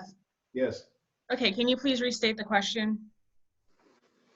I'll read this paragraph. When a business needs to change relatively quickly, it is much more important to just make a decision and get people moving than it is not to take time to conduct through a thorough analysis and attempt to influence others to come around your way of thinking. Therefore, I would refine the autocratic leader not as someone who bullies others needlessly, but as the managerial equivalent of an emergency surgeon doctor who is forced to do whatever it takes to save a patient's life. You as our future culinarians, the question is, you guys are going to be chefs one of these days, or executive chefs. If you guys walk into a brand new property that you get just offered a job, you're going to have to change the mindsets of the line staff. Okay, some of them have been there for 15, 20 years. So how are you going to implement those changes without losing your key players? Okay, I think first of all, you definitely need to understand the people, because I think understanding people and what motivates them is generally a good place to start. So, I mean, for me, in any business that I hope to own, I'm definitely going to have personnel files and hope that they're kept, up to date so I can get an understanding of, what motivates someone, because although this may have worked for Mr. Schaefer, that's not always true. Because if you come in and you try to pretty much bulldoze your way in, then you may end up losing those people who've been there for 15, 20 years, who have the most experience, who understand the way things work. So I think really getting to know people is definitely a good place to start, but that's just my own perspective. Yeah, that's mine too. You got to be down to earth. You can't just be a butthole. That's right. Mercedes and Cam, you guys are both really right about it. If you want to come in and be just totally autocratic, my way or the highway right from the first day, what if 45% of your crew says, okay, fine, highway will be just fine? Now what? You got a lunch rush, you got a dinner rush coming, you got banquets this weekend, you got a lot of people to answer to, and you just run off 45% of your 20-person crew. The next thing is you're working other people too much. You're working too much. You can't get the food out. You don't have time to hire people. The smart manager recognizes that they have to come into a place when they first come in, they have to come in with some humility. I say manager, but when I say manager, I mean chef. Right? Well, if you're the sous chef or the executive chef, whatever, you are a manager. You're a cook who manages other activities of other cooks.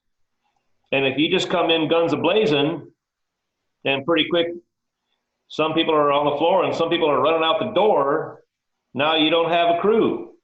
And you don't really have, you have not secured the good faith and support of the rest of the crew that you still have. They're rolling their eyes when their back is turned, and they're snickering about you in the corner, and you have destroyed yourself. You are not going to make it. You need the support of bosses, and you need to come in there with some experience. Not necessarily, you don't necessarily know how to run a kitchen yet, but you do know a little bit about people, and you wouldn't run off your new in-laws. Like you wouldn't get married and then As soon as you cut the wedding cake, say, okay, look, now this is how some shit's going to be around here, right? That wouldn't go over very well, and you wouldn't have very many friends among your new in-laws. You need to be humble and get their support, and you need to respect their expertise. I don't really know what you deal with on that station on Friday night. I mean, I'm an old cook. I've done a station like that, but I don't know all the things that are hitting you on a Friday night. Bring me up to speed, you know? Or what are you experiencing? How can I help you? What goes on every week that could change that I could help you change? Now that's a manager, right? You know, if you don't like what I just said, get out. That's not a manager. That's a bully or a fool. That's a fool is what that is. There's a lot of folks that have failed miserably in management jobs at kitchens for all kinds of reasons. I could bore you guys with all of it, but you want to have some humility and go in there with the idea that you need to work with people to get the job done. Raisling, you had your hand up? Raisling? No, that was from a long time ago. Sorry. All right. Missy, for someone? If he doesn't, then I do. I mean, Okay. I agree with everything so far, and it definitely having somebody that cares, that wants to know, you know, personally what you're going through. It definitely comes to you a lot differently when, like, as opposed to if another student asked me, hey, how's your day going? But if Chef Gary or another chef or somebody asked me, hey, how's your day going? How's it going? From the manager or the higher up, that seems that hits a lot differently, and that gives that makes you think, like, you know, somebody actually cares, and it's not just the person that's in charge. If they actually care and they actually want to know how their subordinates are doing and they're actually involved, that says a lot, and that gives the people that are working for them a lot more confidence.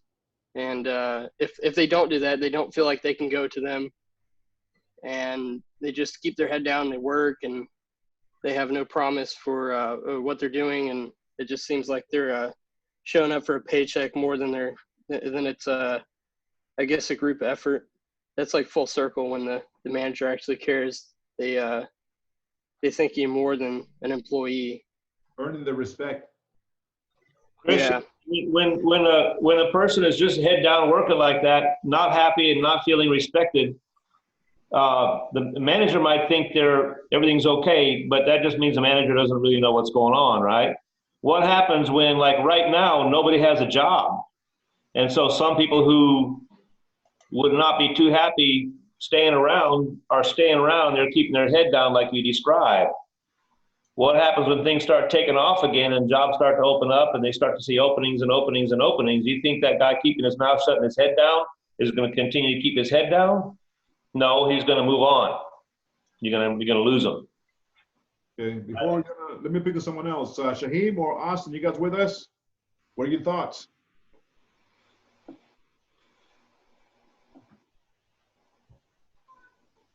Anyone? Okay. Shaheem, you with us? Austin?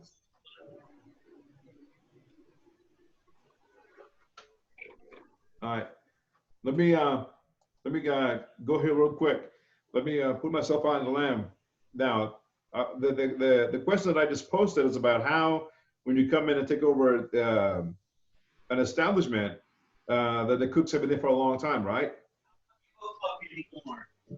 Right. So with Mercedes, again, I'll pick on your foundation class. When I took over your class, you guys were Chef August students. Yes, Chef. Let's suppose like he was your executive chef and then he left and then I came and took over, right? We saved the class and then you guys got to work. You got to know my son, I got to know you guys, and we proceeded further and higher than what you guys could have been or should have been. I don't know what the outcome would have been differently, but that's one of the examples how to take on an establishment and save a patient's life, or in this case, continue with the food and then have a better or higher experience, should we say. So kind of in the same, but a little bit different. But I think you observed us and, you know, what we were capable of. And I know everyone, because we still talk about you, we appreciated that, is that you came in and you allowed us to express ourselves through our food. Whereas Chef August or Ench, he had a certain way that he wanted things done, which, being in the kitchen, I mean, I feel like that's why we're all here. We're here to not just learn, but to figure out our own styles and how we want to express and make our food. So I know I personally appreciated that leadership style that you came in with, is that you observed what we're capable of and you allowed us to build upon that. So you were with an autocratic leader at the beginning, and the style that was brought in through myself was autocratic/democratic. Yes. So you as future culinarians, you can probably do the same. Go into a place, be observant, look at your teammates, look at your staff, and find out who's who, try to gauge their skills. Then you can go and start implementing changes or push them higher up than what they were before, what they were beforehand. Because if you see them and you can't push them higher, I have classes, you know, I'll go back, that I can't push to a higher level because they are where they are. But you as leaders, you're going to go in and gauge that staff and maybe, like you said, learn from them, watch them, and then go ahead and start slowly getting some changes and take them a little bit higher. Okay. So yeah, good question. Autocratic leadership requirements. Autocratic leaders typically make all major decisions on their own with little or no input from others. Extreme authoritarian leaders often insist on making even minor decisions. Leaders needing control many tasks often are derided as micromanagers. Although the military traditionally encourages superiors to make unchallenged decisions, civilian organizations may not respond to the leadership style much longer. And that is true, right? Leaders needing to control many tasks often are derided as micromanagers. Military traditionally encourages superiors to make unchallenged decisions. Okay. I don't necessarily agree with that, because like I've had NCOs like that, and when they don't accept your idea or something like that, it makes you not want to follow them. But when an NCO has a directive like that, and then you point out an idea, well, hey, Sergeant, wouldn't it be easier to do it this way? And then they see that, oh yeah, you're probably right. Let's go back and reassess the plan, and then we'll execute it a different way if it suits us, you know? True. Yeah. Yeah, I think that at times there could be a lot of value in that, right? Like, if I just been riding them like a red mule for all week, and they're just kind of tired of hearing from me, and one more little decision that nobody else gets to make, and one more that nobody else gets to make, and then somebody actually has an idea, and it has some merit, and I can say, well, we try that. Why wouldn't we try that? It sounds good. Let's do it. See what happens. I think that opens up communication potentially a lot. And you might find out that you're not the smartest person in the room all the time, which would be good for everybody, right?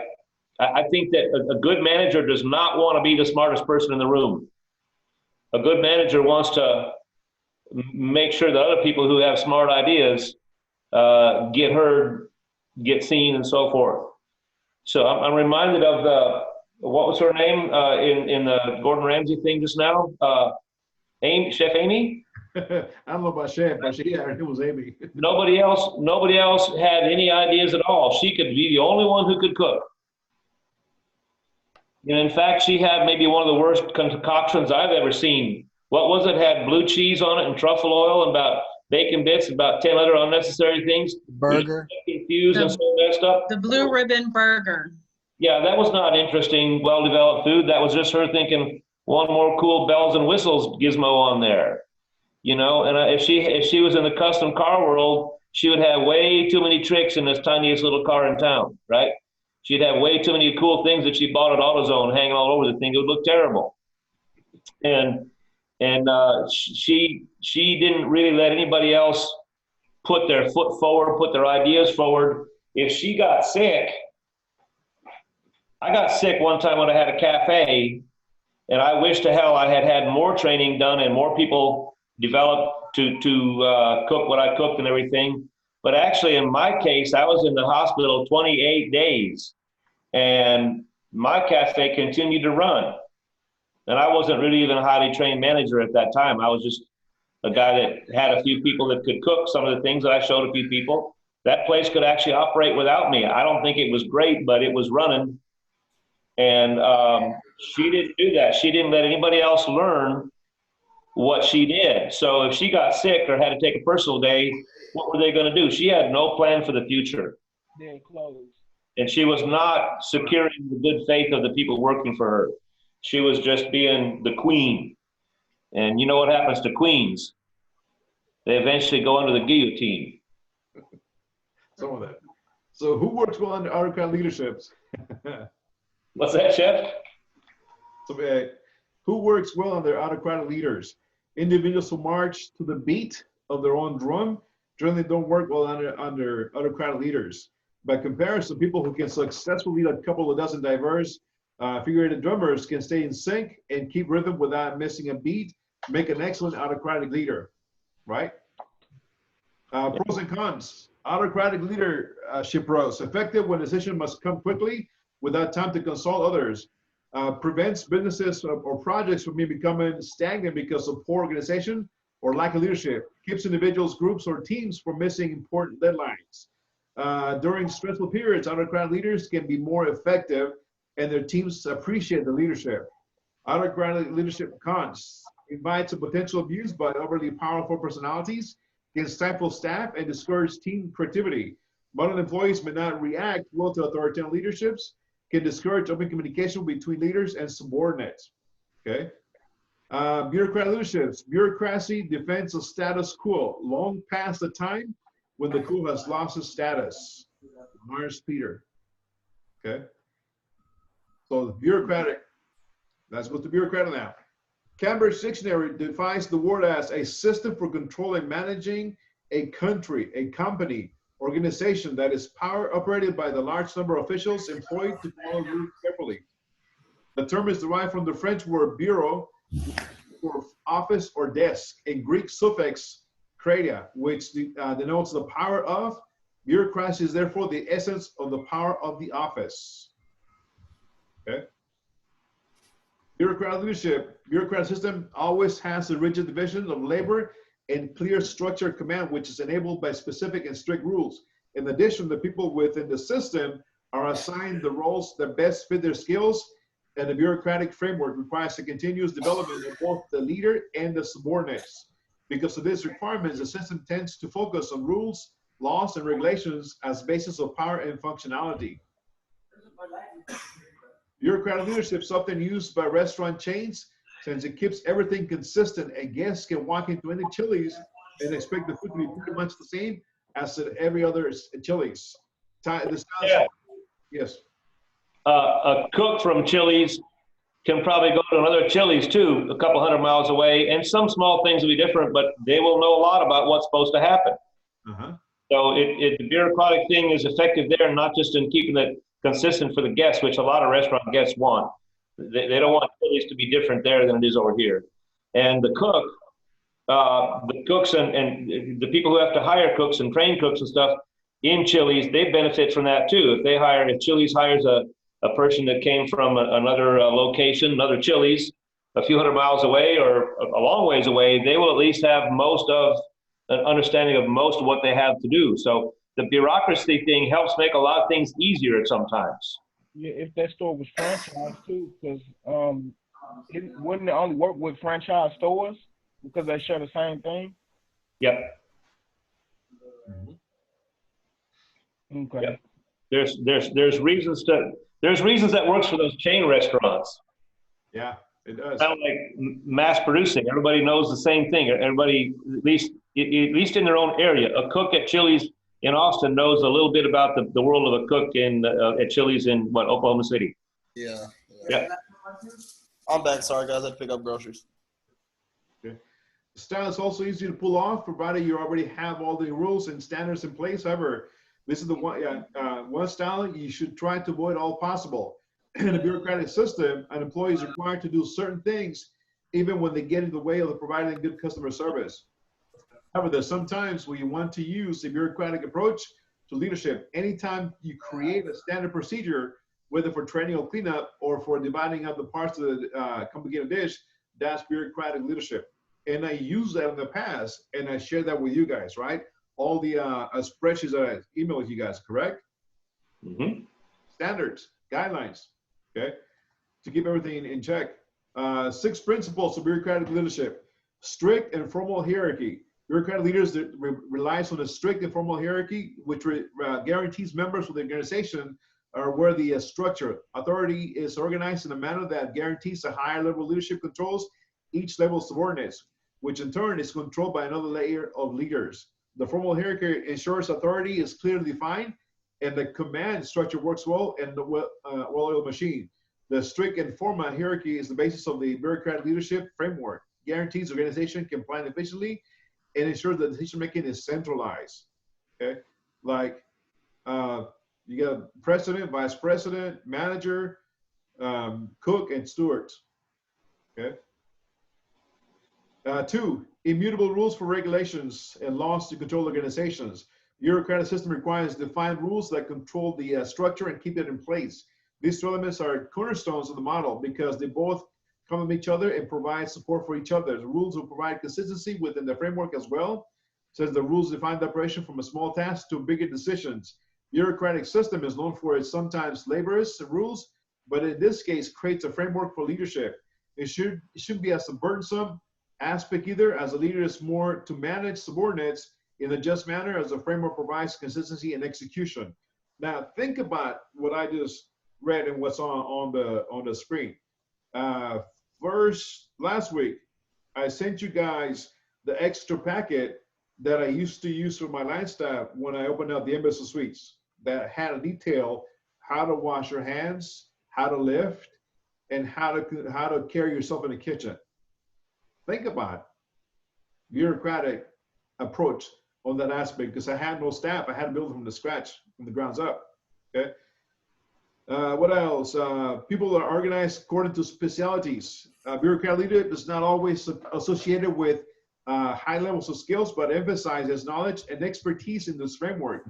The system isn't about how the right people are being the best at selling yourself to a position.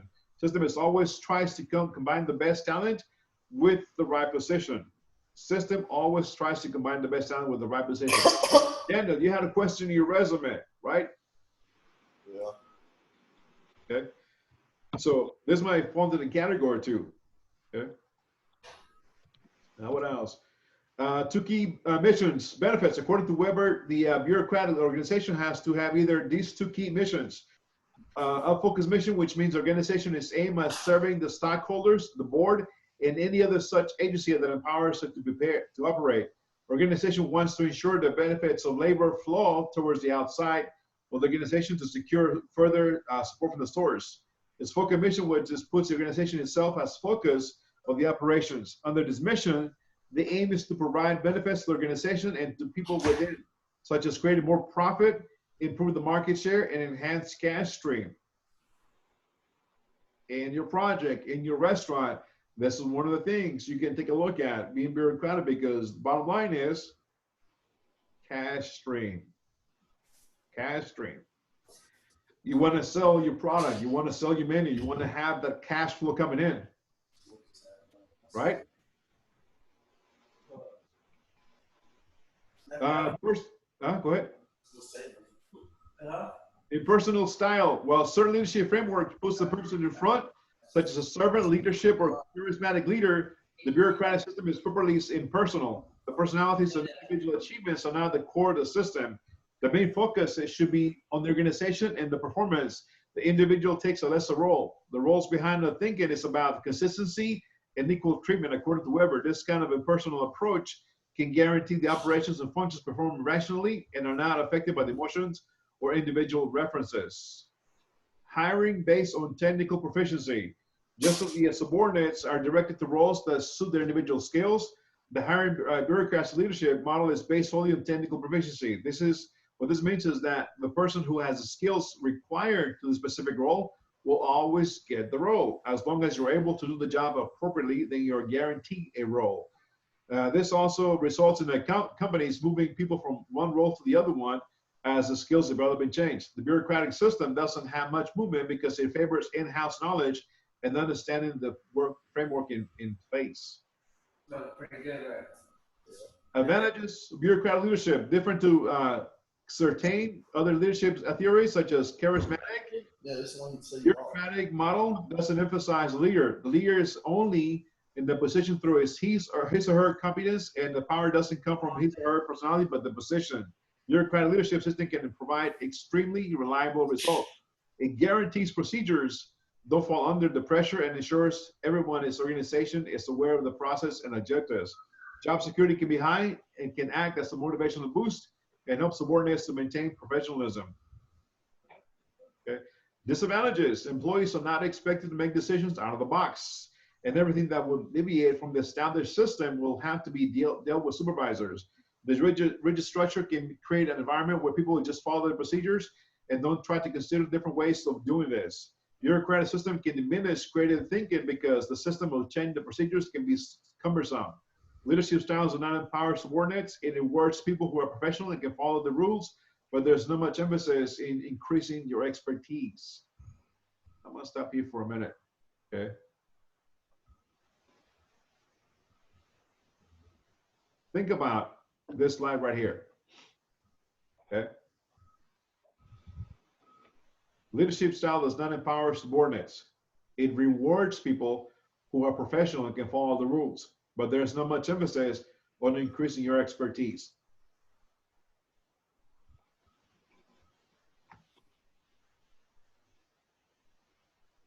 Okay.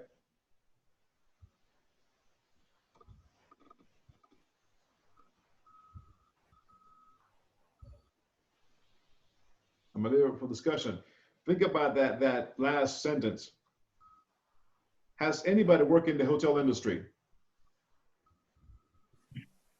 I have. I worked with the Hyatt. Okay. You work with the Hyatt? I did towels. You did towels? Think about the last sentence, okay? It doesn't empower them. But it gives them rewards. In the big hotel like that, I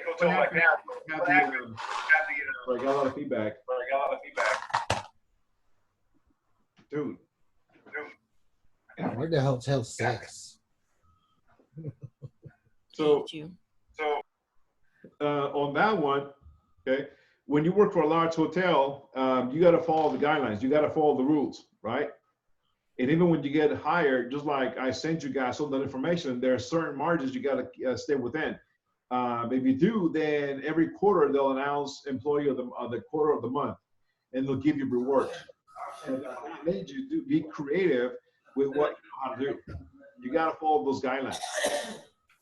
Chef, is that your feedback there? How's that? Anybody know how that feedback's happening? I think it's Shaheem. He has his thing on, and I think, yeah. Okay, there you go.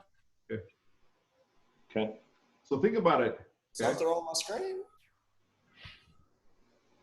So think about it, guys. Okay, if you are going to be the owners of your operation, you want to make sure that you stay within the guidelines and your consistencies follow through, and they don't deviate. Because if they do, then your loyal customer is not going to come back because the recipe might change. But then maybe once a month, you will have an employee meeting where you have some, some snacks that were brought up from the outside. Maybe you order pizza, maybe you order McDonald's, chicken wings, whatever. Bring them in, get some beverages, hopefully non-alcoholic, and then they do a raffle. Maybe give them a gift card for a Lowe's, Home Depot, HEB, maybe $100 certificate or spending card, something to that effect. You rewarded them for the job well done but you're still in control. You're not letting them go freestyle and do their own thing, because if they do, then you might have, like in your menu, grilled chicken breast with mashed potatoes and gravy. And if you let them do whatever they want, they're going to have something else different. So you got to keep them the margin. You got to keep them within the margins, but you also got to, give them some pat in the back. We call that unfortunately, bluntly, we call that in the field, throw them a bone or two. Right, Gary? Yeah, some people would cynically say that. Yeah, toss them a bone. It's kind of like, I'll say something nice. But I don't think that's what really a real manager wants to do. What a real manager wants to do is say something nice that's true, right? As a matter of fact, there's a little thing in the 1980s. There was a lot of great management writers. A lot of people started rethinking how we manage and how we manage the efforts of people and everything. And one of the little buzzwords you would hear, one of the little buzz phrases you would hear was, catch someone doing something right. Right? Y'all thought I was going to say, catch someone doing something wrong, right? But there's an expression that kind of got thrown around. I'm not exactly sure when it originated, but you heard it a lot in the 1980s, and they would say, catch someone doing something right. Right? Don't just say something to be nice. Say something because you see something being done right and appreciate that, and give people credit for it. I think that's pretty cool. Yeah, you got to treat them right. You got to give them some reward, because if you don't, I mean, what's the incentive of being employed with you guys, right? Why do they want to stick working for you guys? So you got to give them some kind of reward. You got to pat them in the back once in a while. You got to give them a certificate. You got to make sure that they feel valuable, not just, like I said, bluntly, throw them a bone or two, but make sure that they feel evaluated and valuable, so they'll stay with you. Otherwise, they're like, I got no incentive to be here. Okay.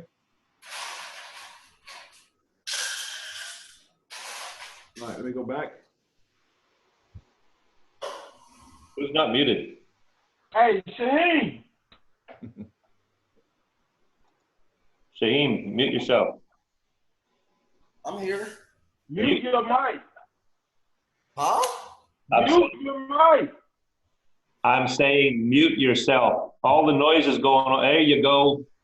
So in personal style, well, certain leadership frameworks put the person in front, such as server, and again, we just went over that. Hiring based on technical proficiency, just as the support is directed to roles, the student individual skill sets. Hiring bureaucratic leadership's model is basically solely on technical proficiency. That means that the person, we went through that too.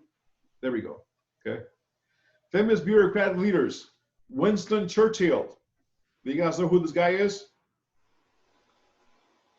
Who is that? She was like something for British or for Britain. He was the British Prime Minister during World War II, I believe. Right. Yeah. The restaurant, my first restaurant that I started working in California was called Sir Winston's. His name aboard the Queen Mary ship. Queen Mary was from England. Okay.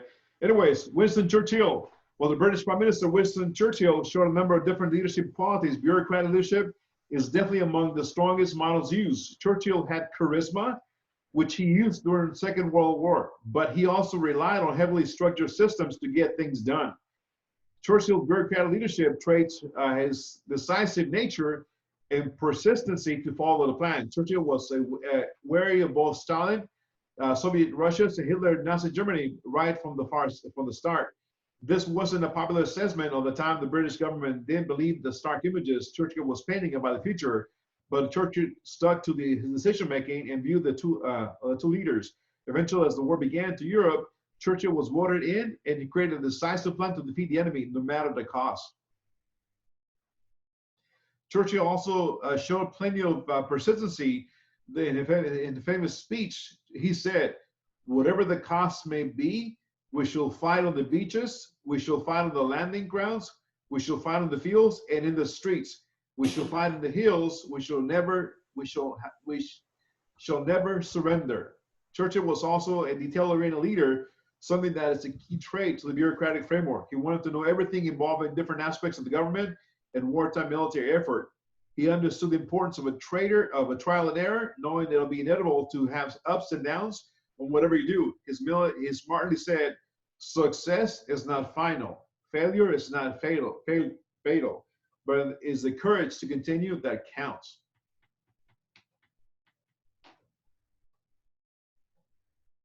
Courage to continue that counts. Colin Powell is another great political example of bureaucratic leader.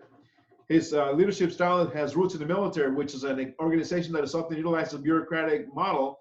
Powell quickly rose to the ranks of the U.S. military, becoming the general and eventually the first Black member of the Joint Chiefs of Staff.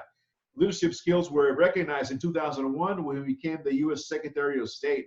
From his time in the military, Powell learned the power of bureaucratic leadership and the need to follow procedures and norms. He understood that a success was not all about optimizing your potential to succeed and minimizing your failures. In essence, it is what bureaucratic framework is all about: creating a system that maximizes its potential for greatness and creates efficiency across the organization. Think about that for a minute, okay?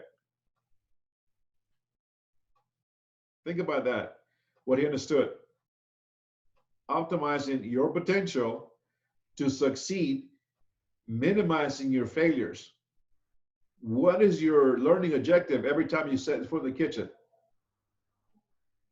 What was that? You want to learn something new, right? Yeah. Or perfection. Bingo. Perfecting everything.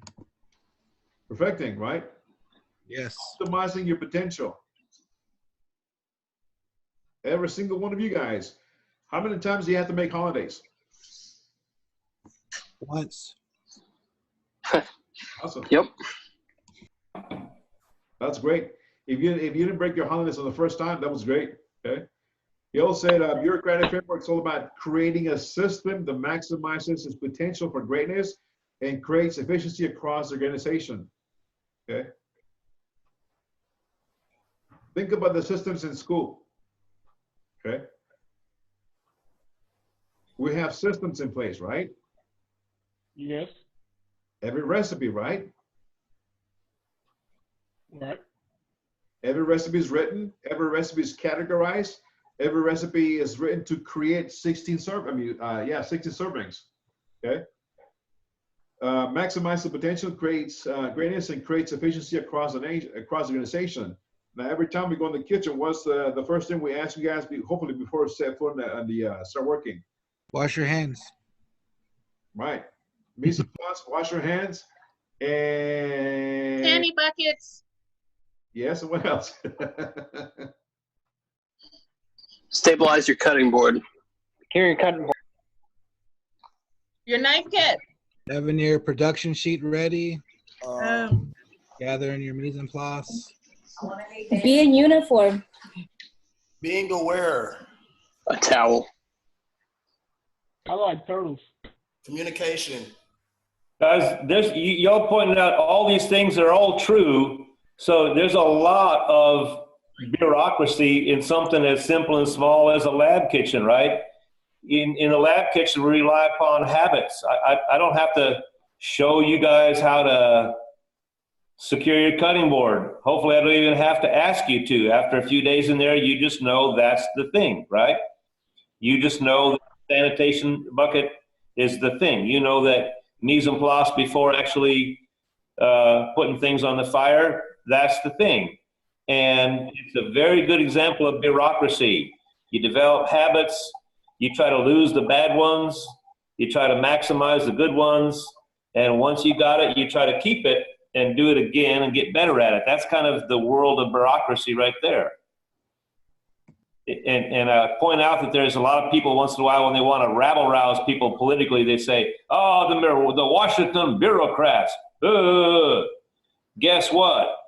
Bureaucracy is kind of what government runs on, and it's what some kitchens can run on too at times, just following good habits.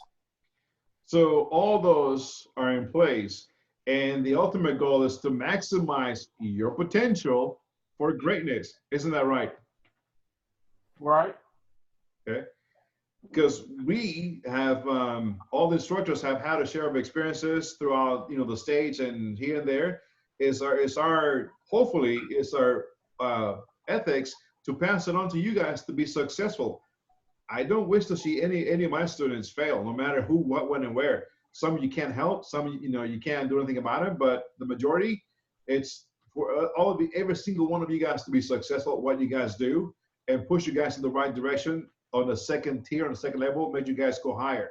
Okay. Keywords: maximize this potential for greatness. All those kitchen's a bureaucratic place. Okay. He continued. He said, also focus on the mission and the task at hand. When you guys come into lecture, you're supposed to be well prepared, have done your research in the kitchen, the recipe, the region, and the technique. Okay. Always stay focused on the mission and the task at hand. Your mission should be to create whatever recipe you guys chose to make that day. And the mission and the task ahead is to create that menu on your tables, clean, ready to go, ready for critique. That should be the menu, the mission and task ahead. He said it was never about achieving personal greatness. He knew that great organizations succeed and fail together, not through individual performance, he once said. Even though you guys are graded individually, it is a team effort. And that's what we strive to show you guys, to be team players. I know sometimes it can't happen, but the majority at the end is your individual grade. But again, it's a team effort. He said, I try to do my best and at what has come my way. I am not without ambition. I have a full and active public life.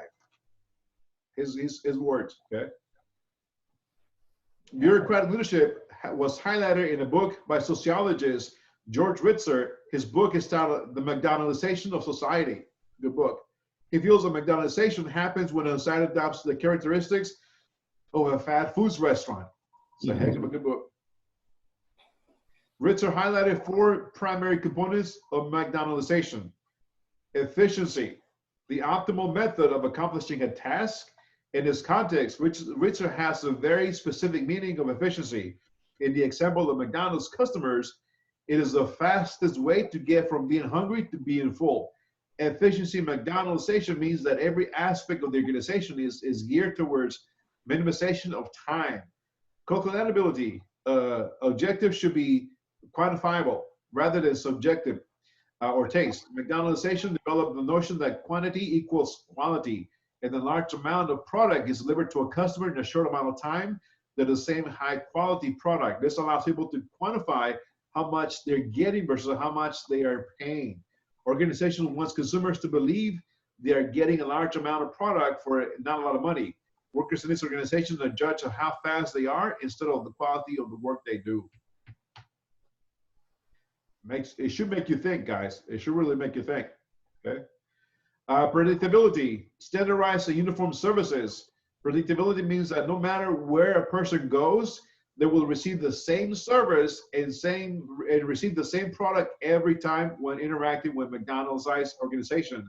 Also applies to the workers in those organizations. Their tasks are highly repetitive, highly routine, and predictable. Control, a standardized and uniform employees, replacement of human but not human technologies. With these 4 principles of the fast food industry, a strategy which is rational within a narrow scope can lead to outcomes that are harmful or irrational. As these procedures appear to other parts of society, modern society, new social and cultural characteristics are created. For example, McDonald's enters a country and consumer patterns identify. Cultural habituation occurs. Can't go into a place and start rolling out, steamrolling your product. You got to learn and then roll it out then, okay? I don't have this one. Maybe I'll look it up later on and see if I can have you guys look at it over the weekend, for tomorrow. Democratic leader, what is a democracy? Now we go to democratic, okay? We did autocratic, bureaucratic, and not democratic. Democratic is a concept everyone is aware and is the order of understanding how democratic leadership works. You must comprehend the age-old theory of democracy. The word democracy has its roots in ancient Greece, which is where the concept of democracy began. The word democracy means rule by the simple people. The essential idea is that instead of someone ruling over people, such as tyranny or oligarchy, the people hold the power to decide. Democratic system, everyone is involved in the decision-making process. Democratic system is perhaps the most difficult system to pull off, especially in a large hospitality operation. During the lunch rush, you won't have time to get everybody simple for decision. Thus, in restaurants and catering operations, it is used very rarely when quick, decisive leadership is crucial. However, it can be more easily used for slower company-wide decisions, which is where the attempts to collaborate and get everybody's input. A good example of this democratic aspect in your kitchens is going to be when you go to culinary arts, your next kitchen block or 2-1. When you make that brunch practical at the end of the block, and when you go make the barbecue buffet in regional cuisine and your culmination class dinner on the table. 3 aspects when you guys go there, think about the democratic and how it's going to come into play. Okay. Democratic leadership is most commonly used in hotels. There are some hotel events such as banquets that require all the hotel departments to work in harmony. The culinary department prepares the food. Stewarding manages the waste. Stewarding department manages the waste staff and handles setup and cleanup. The booking department uses the opportunity to sell rooms, and the banquet department coordinates everybody. When done well, democratic management promotes synergy, producing a result that is greater than the sum of all parts. Implementing democratic leadership style requires trust. Not only does the manager need to trust his or her workers with decision-making responsibilities, the workers also need to trust each other. It is hard to use the autocratic bureaucratic leadership as a primary management style, but it can be more rewarding when it succeeds. Implementing democratic leadership style requires trust. Not only does the manager need to trust his or her workers with the decision-making responsibilities, the workers also need to trust each other. It is harder to use than autocratic bureaucratic leadership as primary management styles, but it can be more rewarding than it succeeds. Okay. Core functions. Distribution of leadership, empowerment of subordinates, aiding the democratic decision-making in the deliberations. Okay. Hey, Chef? Yes. I want to throw something in. 2 things. 1, we should take a break here pretty quick, I suppose. And 2, if you're interested, it might sound like democratic leadership never really happens in the food business. You know, I've said that, you know, we use a little piece of this type, a little piece of that type, and no one place uses only one style of leadership, not usually. But democratic leadership was famously used at a place called Chez Panisse out in Berkeley, California, by a restaurant operator named Alice Waters. Some people think she's a chef. She's not. She'll tell you she's not. But she loved French cuisine, and she wanted to return American restaurant business to eating real food that came from a farm, and came from a farm not too far away. So in a very real way, the farm-to-table philosophy of Escoffier School kind of got its root with that restaurant operator named Alice Waters at Chez Panisse. And there are books about that, including one that she wrote on the whole experience. Chez Panisse has been in business probably more than 50 years now, or around 50 years. Yes. Famously always been successful. And they've never really had an autocratic leadership style there. In fact, they would have a situation, you know, Chef Miguel is the chef this month, right? And Chef Gary's going to be a chef next month, and Chef Miguel can kick back a little more. And maybe Gary does it a month or 2, and then, Chef Cliff comes in, and it's Chef Cliff's responsibility to do all the kitchen managing type things for a little while. And to some extent, the person that happens to be the chef right now can make some influence over the menus. They don't keep the same menu all the time, seasonal. And so it's a lot of folks find it real easy to say you cannot have democratic management in the restaurant business, but tell those old hippies out in California that you're going to get laughed right out of the room. They did it, and it worked. She's very successful. She's really known for like her organic food, and she's like a really local grower and stuff. She's very farm to table. She's famous for it, and maybe she might be like the original farm to table restaurant operator in the United States. Yes. They consider her a pioneer for changing California cuisine. Yes, big time. Loves her. Now, she didn't create it.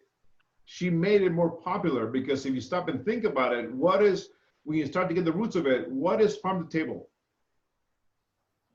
It's more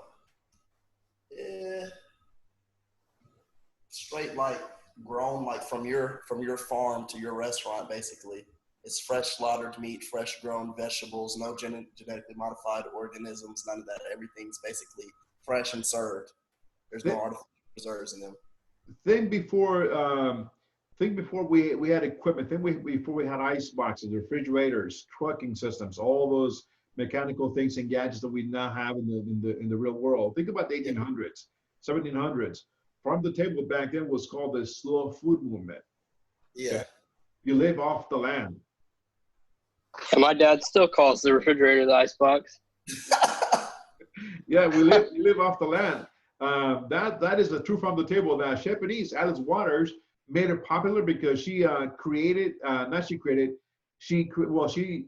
made her restaurant from farm to table and offer fresh products, organic, so forth, so on.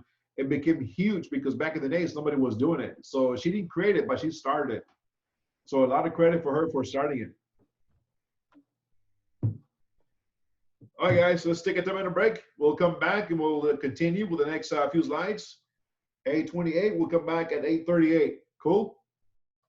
Cool. Sounds good.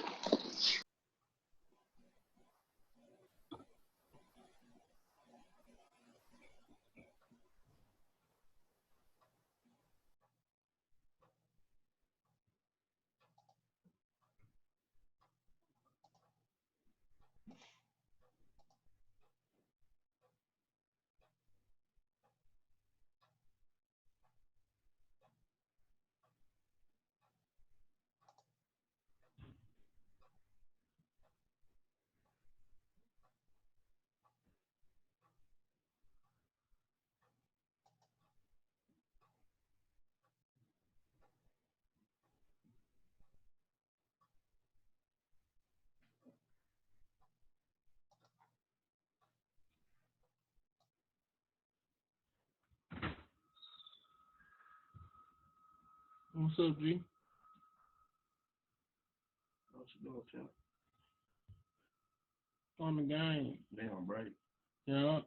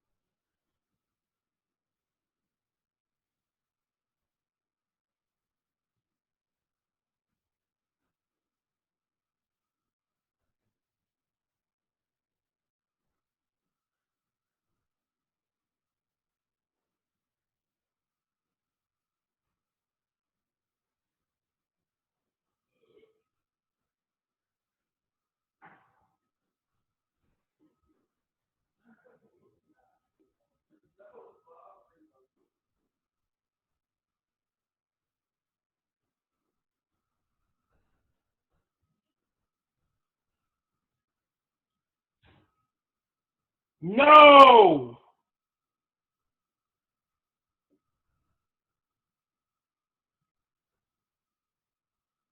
Yo, Cam, turn your mic off. If you finna yell.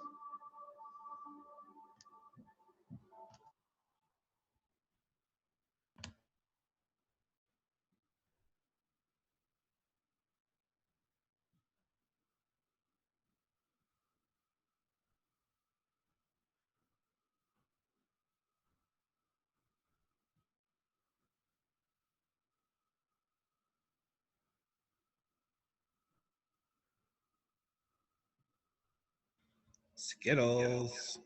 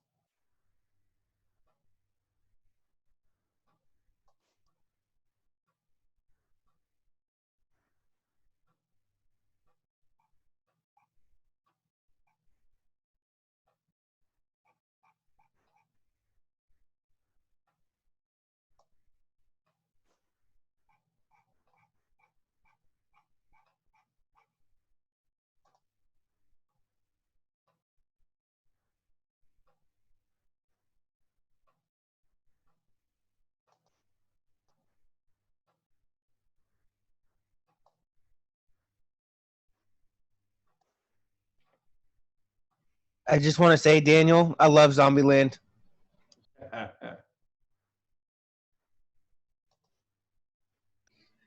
I didn't like Double Tap too much.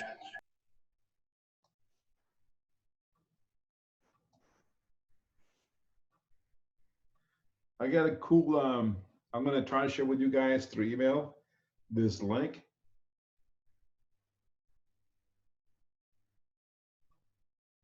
Let's see when.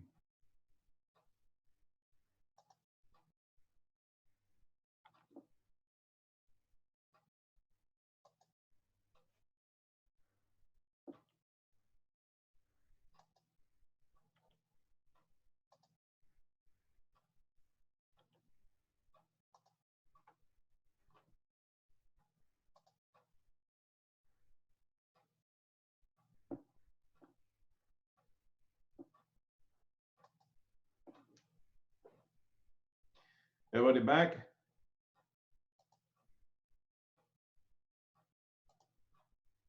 Yes, chef. I'm here. All right. Yes, sir. At the end of this today's class, I'm gonna share you guys a link. I want you guys to open it and read it. Okay. It is called. I don't know if you guys saw it. The author or writer is called Kelly Gardner, and it's called The Evolution of the Hotel Experience in the New World. Goes on, so forth, so on, but it has a huge part on food and beverage. What else? A huge segment. 10 key areas of the New World and Experience. Okay. Has a huge segment on revitalizing food and beverage. Okay. Cutting costs, outsourcing resources, levels of hygiene, new levels of hygiene. Okay. So it has all this part way in the bottom. So when it's done, I'm gonna send it to you guys. Go ahead and read it. And I want you guys to give me your thoughts for tomorrow. Okay, we'll start with that. Okay. So let's go back to a lecture at hand. Okay. Distribution of leadership. Okay. Where we at? Democratic leadership requires an equally shared power structure without any hierarchy in the decision making, but the responsibility to share responsibility doesn't mean that each decision must always be made within a group. Depending on the specific roles and responsibilities, certain decisions might only be in the hands of the leader. Each decision is made done according to the expectations and the electorate, and the members have to be able to explain the decision in the voter. Some leader might have the power to make certain decisions, guaranteed that he or she is able to do with the approval of his or her subordinates. So democratic leadership. Okay, I'm gonna time a little bit in the next few slides and see you guys through your thoughts. Second, empowerment of subordinates. Another vital function of the leadership system is the ability to empower subordinates. It simplifies form. This happens through the distribution of responsibilities and the power to make decisions. Democratic leadership doesn't purely assume people should participate in decision making. Actually request people to contribute. The aid of democratic decision-making deliberations. The final core function of democratic leadership model revolves around the creation of structures that support and encourage deliberation. This can be achieved through constructive participation, facilitation, and the maintenance of healthy relationships in positive emotional setting. Essentially, this requires problem solving to be done through analysis and through deliberation. Solutions must reflect the group's effort and understanding of the situation, with the collective interest of the group being at the heart of the solution. The terms of facilitation, the leader's role not to guide the decision itself, but rather ensure there are structures for processes. In essence, the role is to oversee the process follows the preset guidelines, which support effective decision making. Must be a healthy relationship with the corporation and positive environment when using democratic leadership's framework. I'm going to tie it in a few minutes. Advantages. The advantage of leadership style come from the increased involvement of subordinates. First, being part of a group and having equally say of the running things will provide a sense of empowerment for employees. When the subordinate feels included and able to have a say, the job, the satisfaction rate can improve as the result. You don't feel that's a machine, just what you're doing, what you're told, but a part of the organization. Being more involved with the projects and tasks will increase subordinates' commitment levels. When you feel your contribution is important, you may want to put your heart and soul into achieving the results. In essence, the subordinates see themselves investing in the outcome. This, in turn, is beneficial for the organization because it can lead to projects being finished more efficiently. Advantage of democratic. Furthermore, democratic leadership also enjoys from the benefits of diverse opinions, since the decision-making process is based on sharing ideas and collaborating as a team. Collaborating, okay, to reach a consensus. The decisions are more thorough, then it can better answer the needs of the organization. There is more balance, and the discussion before the decisions are made can point at any problems the process and project might have. This can then be eradicated or prepared for better. Gathering different opinions over decisions isn't about the diverse ideas it brings about, but also increased knowledge. People that are experts in different things, and by asking a group of people to contribute, you guarantee people who know the most about a given subject provides their expertise. Therefore, decisions made within a group can show higher competency levels, right? Higher competency levels. I'm gonna tag 2 of you guys. Okay, I know you give me the look already. I can see that. Think about for you guys in the kitchen, advantages of democratic leadership. Okay, decision made within a group can show higher competency levels. Okay, I'm gonna start with you, Nick. Your culmination dinner. That was a democratic way of bringing the dinner, right? Yes. So how did that go about? I couldn't hear you, cut out. What did you say? How do you feel about now knowing what's behind the democratic leadership in your culmination? Because democratic leaders, democratic fell into the category where you guys bounce ideas back and forth. I honestly wouldn't have changed a thing. I did like it, and it felt comfortable, felt right. So, yeah. I mean, there might have been a little tweaks we could have done, but overall, I felt like it went pretty smooth and it felt pretty right. There wasn't arguing going on. There was a lot of communication going back and forth and people pitching in their ideas, you know? Think about the last 2 sentences. Here it says people are experts on different things, right? So each one of you guys had an assigned task or an entry to produce, from the shrimp bisque to the crab fillet to the steak to the salad, even to the trio of desserts that went out. Okay, and the decision within the group showed higher competency levels. All of you guys were able to create something way above and beyond what you guys could have probably created. Correct? You're right. So that was a democratic system, the way you guys chose your menu. So for all you guys that are on this class and are you know, hear me tag and Nick, you know, I've been fortunate enough to have taught Foundations 201, Restaurant Ops, Entrepreneurship, Regionals, and also Farm to Table. And Farm to Table, we take everything you guys learn from all the courses in and out and apply those. Because on that Farm to Table class is your last kitchen block, and you guys are responsible to culminate with each other, create a menu, and execute it flawlessly. No matter who, what, when, and where, you guys come together as a team and execute it in a democratic way. And then throughout the course, the autocratic leaders come out. Okay. So, Ms. Mercedes, I'm gonna tag you too. Okay. I know it's been a long, it seems like a long time since Foundations, but think about where this democratic system fell in place in our class. Can you think about any specific day or menu that this might have fallen into? Yes, Chef, when we had our first buffet. Right? Same concept, same thing, right? People are experts in different things. Each one of you guys had an assignment to do. I didn't assign you guys, right? No, Chef. You guys chose in a democratic way what you guys were going to make, right? Yes, Chef. and your decision made within the group show your higher competencies, because everybody knew exactly what they were going to do, from the props, the garnish, the layout, the timing, the food, everything went into place. Yeah, chef.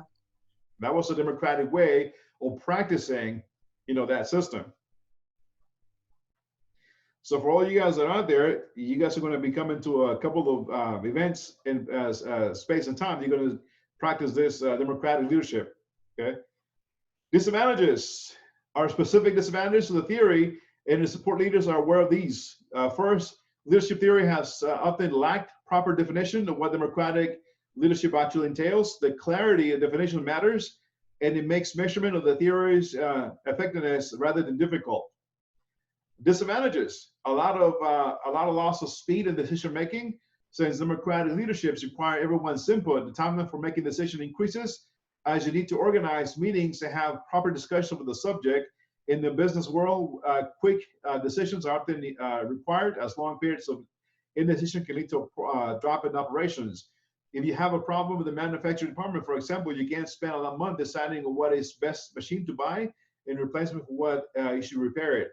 You guys in the kitchen, from your fried chicken buffet to your combination to the barbecue buffet to your 2-1, your time is going to be essence. So the more you can narrow that menu and who's going to be doing what, the more you can proceed forward and make that happen. Because if you don't, here you're going to be in the day of, and maybe somebody's going to be absent, somebody's not going to be doing what they say they were going to be doing. So it can have the disadvantage because nobody's taking the leadership to make those decisions happen. Okay. Disadvantages: democratic leaders relies on consensus, but a majority decision isn't always the best decision. Compromise is not always worth it. Although people might prefer hiring the new leader, new developer of the house, organization might actually benefit more from bringing in new talent. This could mean new ideas and skills. For example, as you can see, the diversity of opinion might not mean the best idea wins, but rather what the team creates a version which most people agree with. Okay. Famous democratic leaders, believe it or not, we do have some. D. Eisenhower is a good example of what democratic leadership can achieve when it's put under pressure. The Republican president of the United States had to use his leadership knowledge during one of the toughest times in the human history, the Second World War. Eisenhower used a strategic approach to solving the issues, both military and diplomatically. He acted as the Supreme Allied Commander during the war, helping to oversee one of the largest air and sea armadas in history. Later became the Supreme Commander of NATO and served 2 terms as the President of the United States. Okay. What else? Who was next? Is that it? No, give me someone else. Okay. 1989, Dr. William Mayo, not mayonnaise, along with his sons, founded the Mayo Clinic to provide cutting-edge medical research around the world in a nonprofit style. Hospital, healthcare, and research facilities now attracts plenty of brilliant medical pioneers from different lifestyles, largely due to its focus on the democratic leadership framework. The research center has been a success because it isn't led autocratically, but people's ideas and opinions are listened to. There are opportunities for collaboration everywhere, and therefore the doctors and researchers are new to draw the best out of each other. People are interested in working on the organization because it's focused on guaranteeing everyone has equal voice. Chef Gary just told you guys about the story of Tyson Cole, democratic. Since the Mayo Clinic operates like this, what other company comes to mind operating in the democratic system? Can you guys think of another company? Huge. It's huge. The Hanes Ketchup Company. No. Think about where you can go work casual hours, and they have even a daycare and cafeteria, and you can bounce some ideas back and forth with a ball in your hand. Is this in the world of high tech, Chef? Well, a lot of tech companies are like that. Apple, probably Microsoft, Google. Yep. Google. Yeah. Google is the biggest company that operates like this. Will Amazon count too? No, Amazon it's autocratic. You got to follow the system. Otherwise, you're not getting your product delivered the next day or nowadays 2 weeks. One of the big problems with Amazon in their takeover of Whole Foods recently was that Whole Foods tended to be kind of, they have to work hard and they got to meet deadlines or a grocery business and all that. But yet Whole Foods is an Austin Austin founded and built company, really. And they had sort of a management style that was maybe a little more laid back, laissez-faire, as the more non-aggressive management style was described in our earlier studies tonight. And Amazon came in as the kind of the more hard-driving, rigid thing like Chef Miguel described them to be.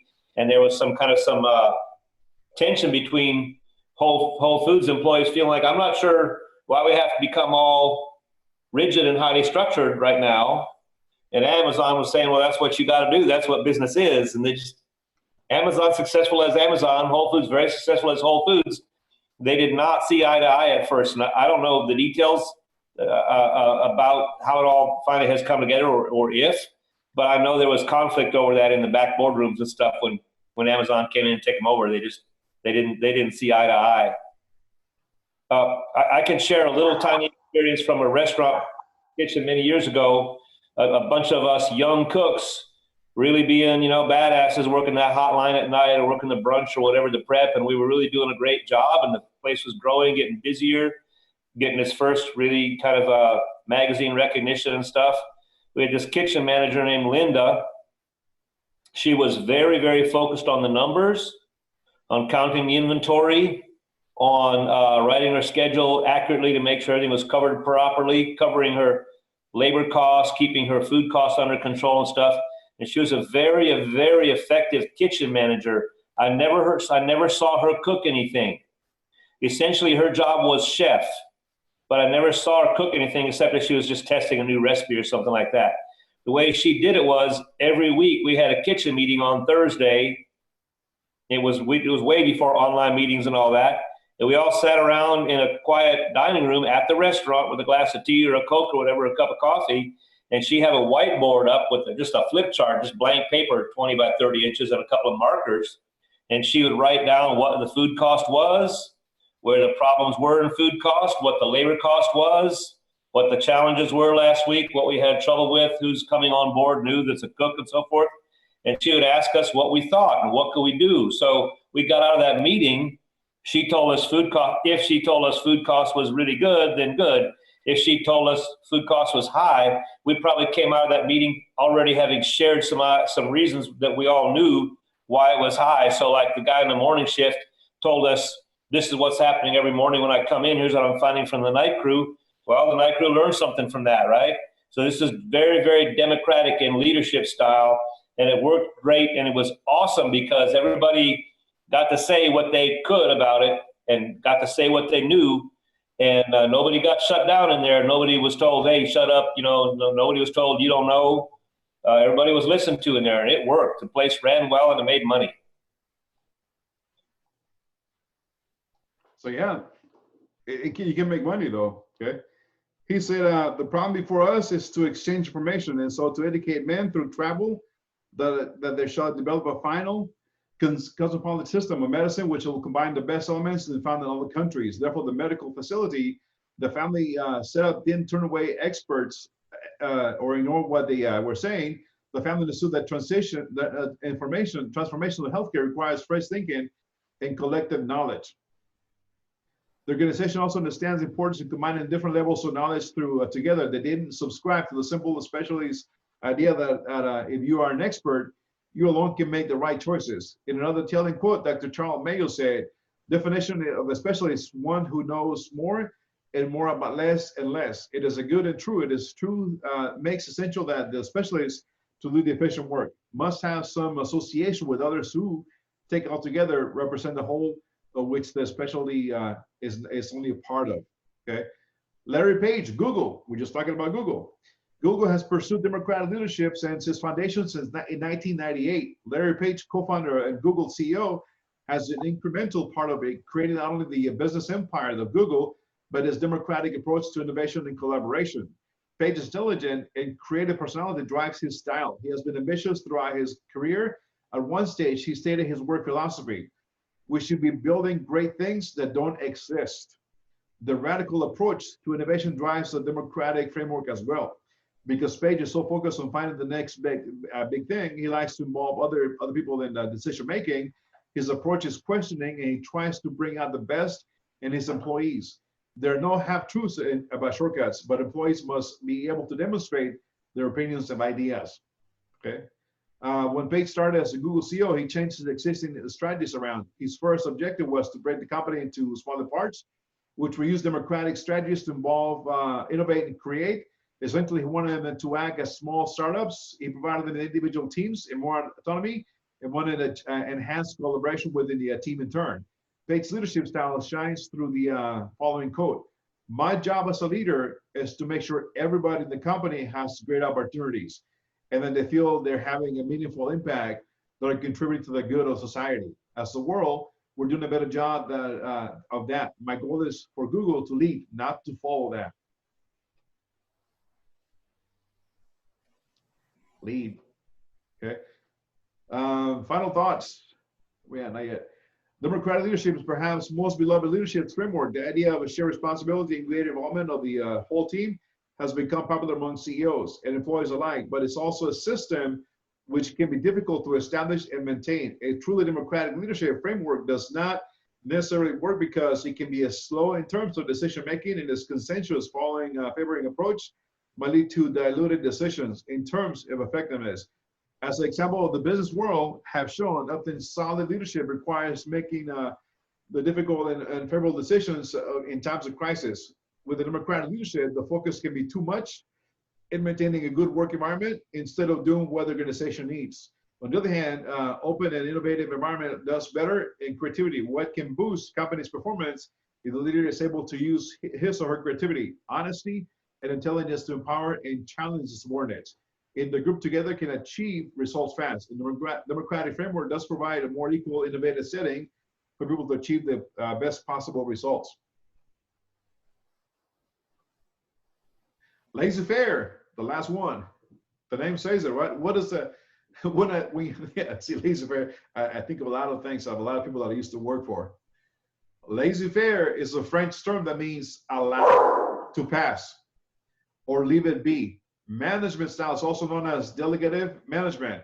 Management concept leaves little authority to the manager. Instead, all the members are given freedom to perform their tasks in whatever manner they choose. Basically, a hands-off approach, and one which believes that people, when left to perform their functions, will excel. Out of all the other ones, of course, Amy's Bakery, she was not a laissez-faire. That goes to, what's his name, Rocco the Spiritu, because he was never involved into the kitchen. That was a laissez-faire, okay? So laissez-faire leadership is characterized by very little guidance from leaders, complete freedom or followers to make decisions. Leaders provide the tools and resources needed. Group members are expected to solve problems on their own. Power is handed over to followers, yet leaders still take responsibility for groups, decisions, and actions. That sounds so wrong, doesn't it, guys? Imagine you doing all the hard work and someone else taking the credit for your work.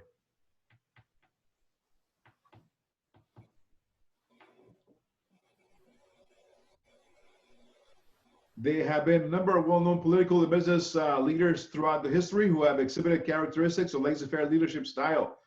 Steve Jobs was known for giving instructions about what he would like to see to his team, but then leaving them on their own devices to figure out how to fulfill their wishes. Former U.S. President Herbert Hoover was famous for taking a more laissez-faire approach to governing, often followed by allowing more experienced advisors to take it on task where he lacked knowledge and expertise. Benefits can work for motivated teams with high expertise skills. Creative teams may value the independence, works well with leader providers needing information and materials at the start of the project. Drawbacks, not good for groups, lacking needed skills, motivation, adherence to deadlines can result in poor performance and outcomes. Leader may appear uninvolved, confusion over roles in the group. Final thoughts. Laissez-faire style leadership is often dismissed as one of the leads that poor to group outcomes, but can be appropriate and effective in various situations. In setting where group members are highly skilled and motivated, can actually produce excellent results because team members get an exercise in great deal of freedom, free from excessive micromanagement. They often feel more inspired and creative. Right, guys?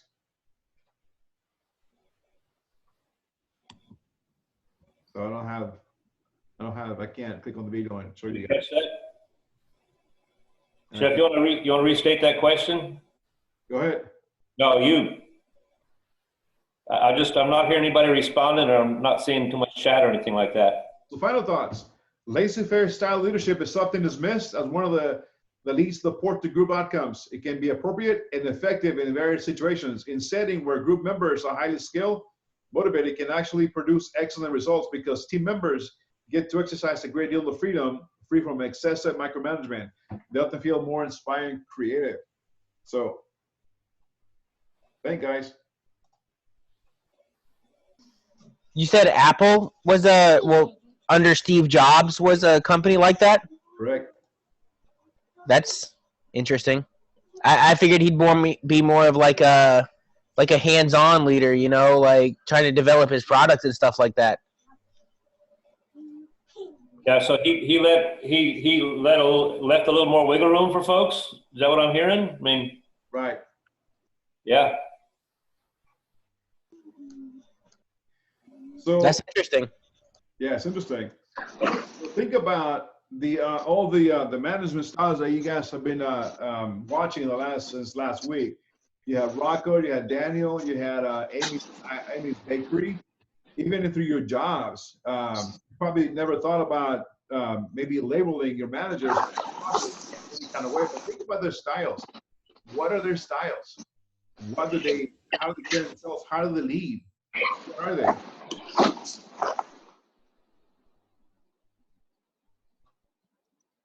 I mean, I think they're pretty comfortable with us because, you know, all of us in the kitchen where I work at, you know, we're, you know, skilled, I guess, veterans in it. So, like you said, like, you know, when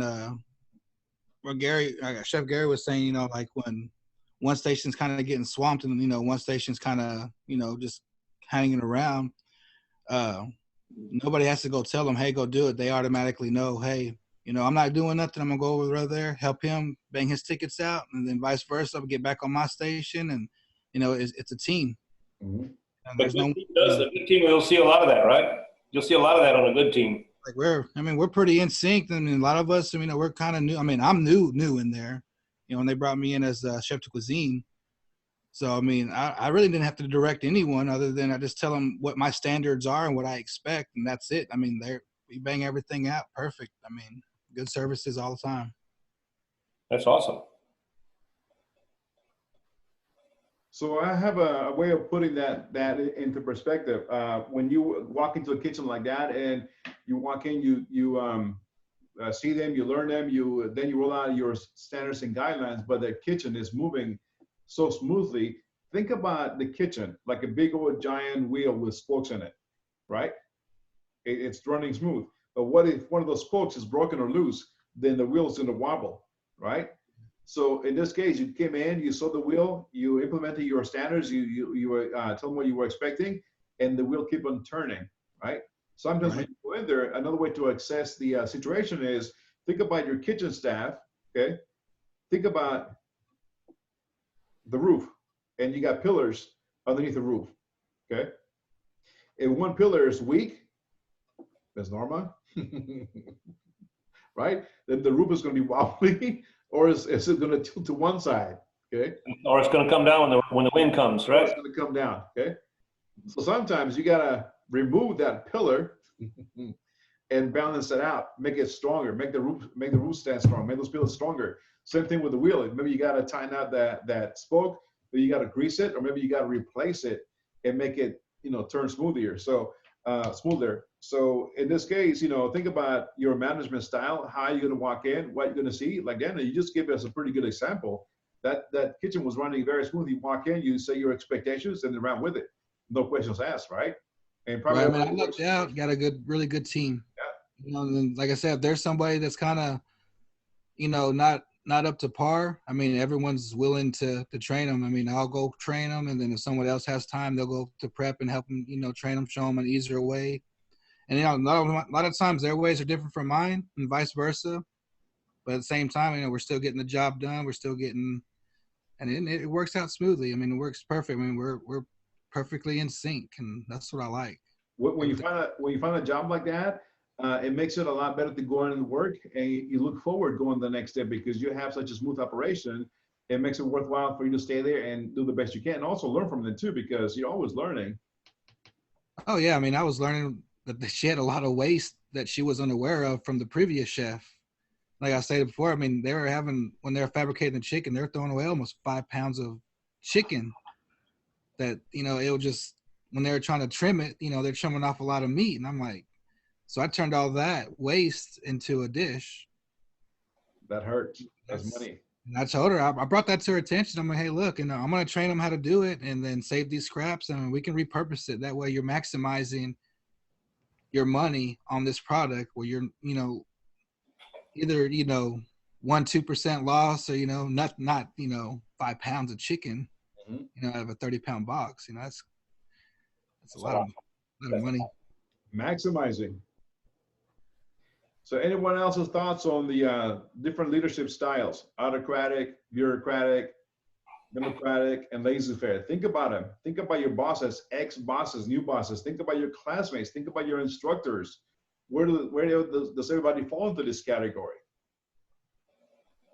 I work at a clinic. Well, I've been working on the healthcare since 2016 or so. And so it's bureaucratic just because of all the procedures. Like they have a certain way they want certain procedures to be done. Like, you know, for strep, for flu, like it takes a certain amount of minutes for you like to test. And so it's always structure there. I've always like been in that type of like management for like a pretty good amount of time now. Yeah. And you gotta have some of those in place because when I was working at the Hilton, it was a mix of both bureaucratic and laissez-faire. Like they told me what they want to be done, and then they said and how to do it. But and then after a while they said, okay, you know what to do, as long as it gets done before you go home. Do it however you want. Mm-hmm. Yeah.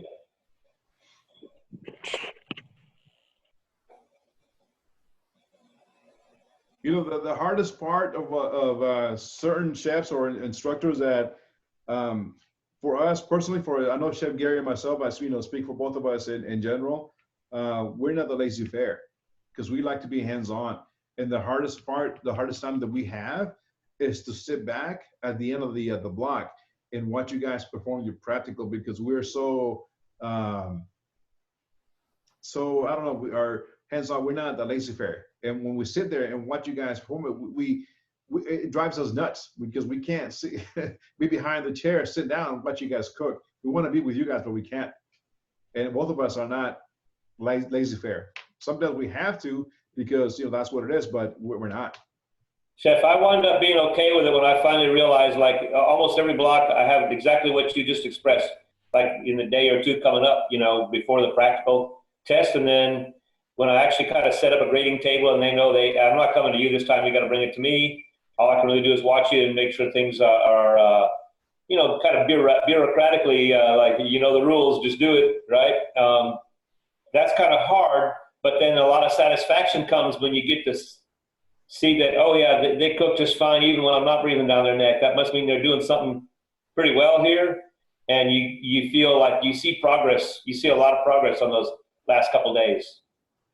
Yeah. It's like we've been, you know, working with you guys, making sure you guys know how to walk, crawl and walk first and then run. And we got to step back and watch you guys, you know, expand your wings and fly. It's hard for us. I got another question for I don't know, who could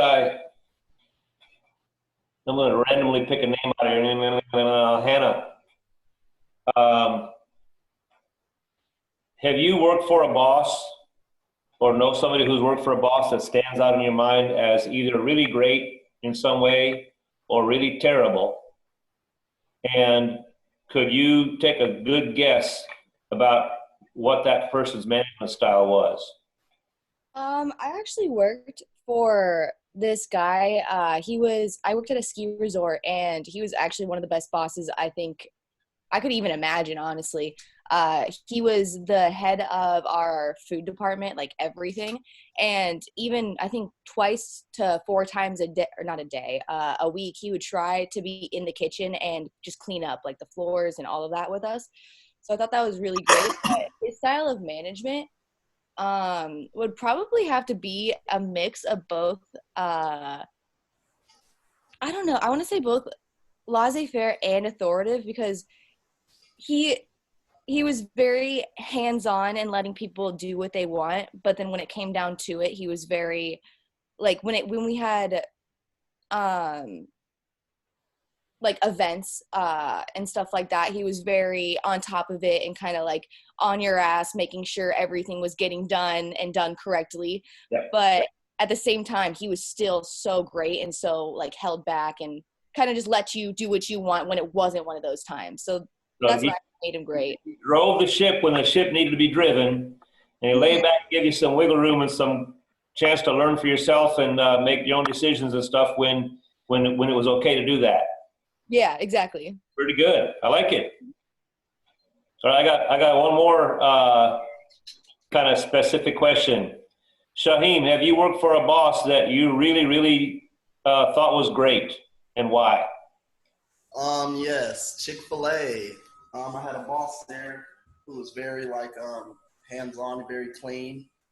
Instead of like putting stuff on everybody at the end of work and closing, he'd take like quarter breaks. So what he'd do is like the 3 to 6 staff, when they left, they would take everything and they would mop the floors and degrease the floors. Therefore, when everyone else came and closed at the end, they wouldn't have to do that very much because we were very low staff at nighttime. Mm-hmm. And the way the boss carried himself, he was very hands-on. He wouldn't just sit behind the screen. Like if you came and asked a question, he would stop what he's doing on his computer and come and show you, not say, go ask somebody else who's already been here. Super awesome. You know, a lot of good organizations tell you, like if you're a public contact person, maybe you're working at Central Market. Excuse me, where can I find kohlrabi? So one person could say, it's over there in the produce. Somebody else, like your old boss, might say, well, come on over here, I'll show you. And you can walk you almost there, all the way to it or almost, and then be able to say right there. And it's just a whole different attitude. It's a simple thing, but it's a whole different idea about how much attention you give to what people need from you. That's what wins a customer, Yeah. Yeah. Thank you. Good. Anybody else want to throw anything in here? Yeah. Anybody about getting all teary over the story of a great manager they want to share? Nah, I got everything pretty figured out. Be a strong leader. That's all you can really say. Yeah. There was a story. I mean, I shared my story earlier about the horrible authoritative one, so. Yeah. I'll tell you guys a dumb story of my own. Had a really nice, beautiful little Wusthof 8-inch cook's knife that my brother gave me for Christmas when I was a young cook, just barely getting going. And he spent some money on that. Spent like money that probably he didn't really make the salary to be spending that kind of money, but it was important enough to him. Bought me this beautiful knife. 4 or 5 years later, I still got that knife, and I'm in a kitchen, getting in a garde-manger station, getting ready for a very, very busy evening with a lot to do. I'm kind of being garde-manger and plating desserts and a few other things that night, putting out a small buffet, and then working the rush is what I got coming up in the next couple hours. And about 4:45, the owner of a restaurant comes in with a friend of hers and is showing off some desserts that she bought from some fancy bakery, and just takes a cake out of a box, puts it on a porcelain plate, takes my high-dollar German knife, and starts cutting cake on that plate without a cutting board underneath it, just the knife hitting the plate, clink, clink, clink. And I say to her, Mrs. Martin, the whole thing was kind of bugging me a little bit. And I said, Mrs. Martin, I'm sorry, but I got a lot going on right now, and I really got to get ready for the rush. I mean, it was a tiny place like that kitchen we just looked at a while ago on the film, and it was a tiny place. And I said, Mrs. Martin, I really got to have my station. I need my space because I have a lot that has to get done right now. I can't wait for that, and I'd rather not have that knife being put on a porcelain plate.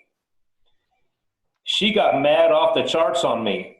She said something like, I'll have you know, this is not your station, this is my station. Do you know why? Because this is my restaurant.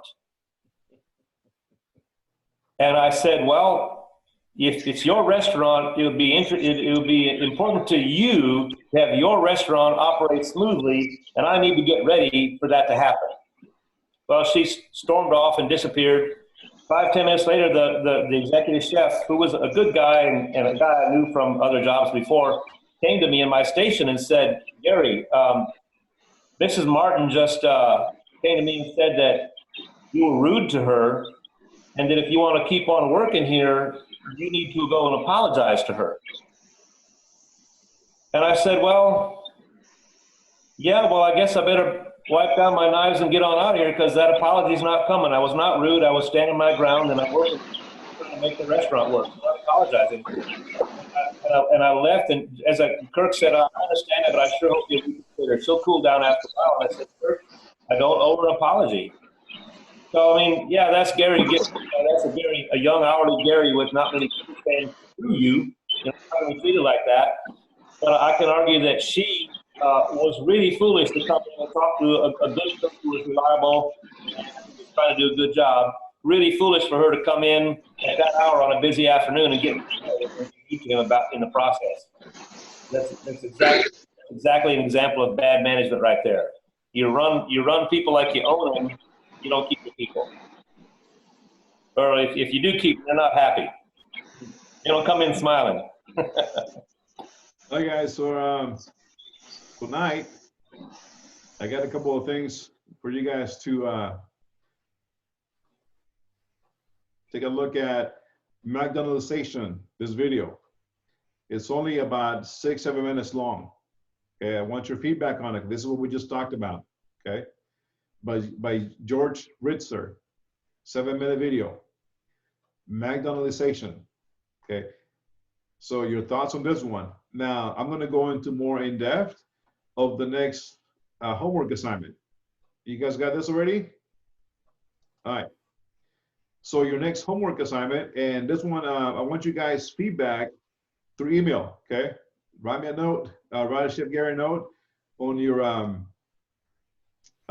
feedback. Now this one, I just emailed you guys the link through your email that I have here, your personal or school email, okay? Read that whole article, okay? Here, number 4, revitalizing food and beverage. From here on down, this is what the future looks like for us in the culinary industry. Now we are resilient, we adapt, and we evolve. So what I want you guys to do is take a look at the whole article, read it, okay?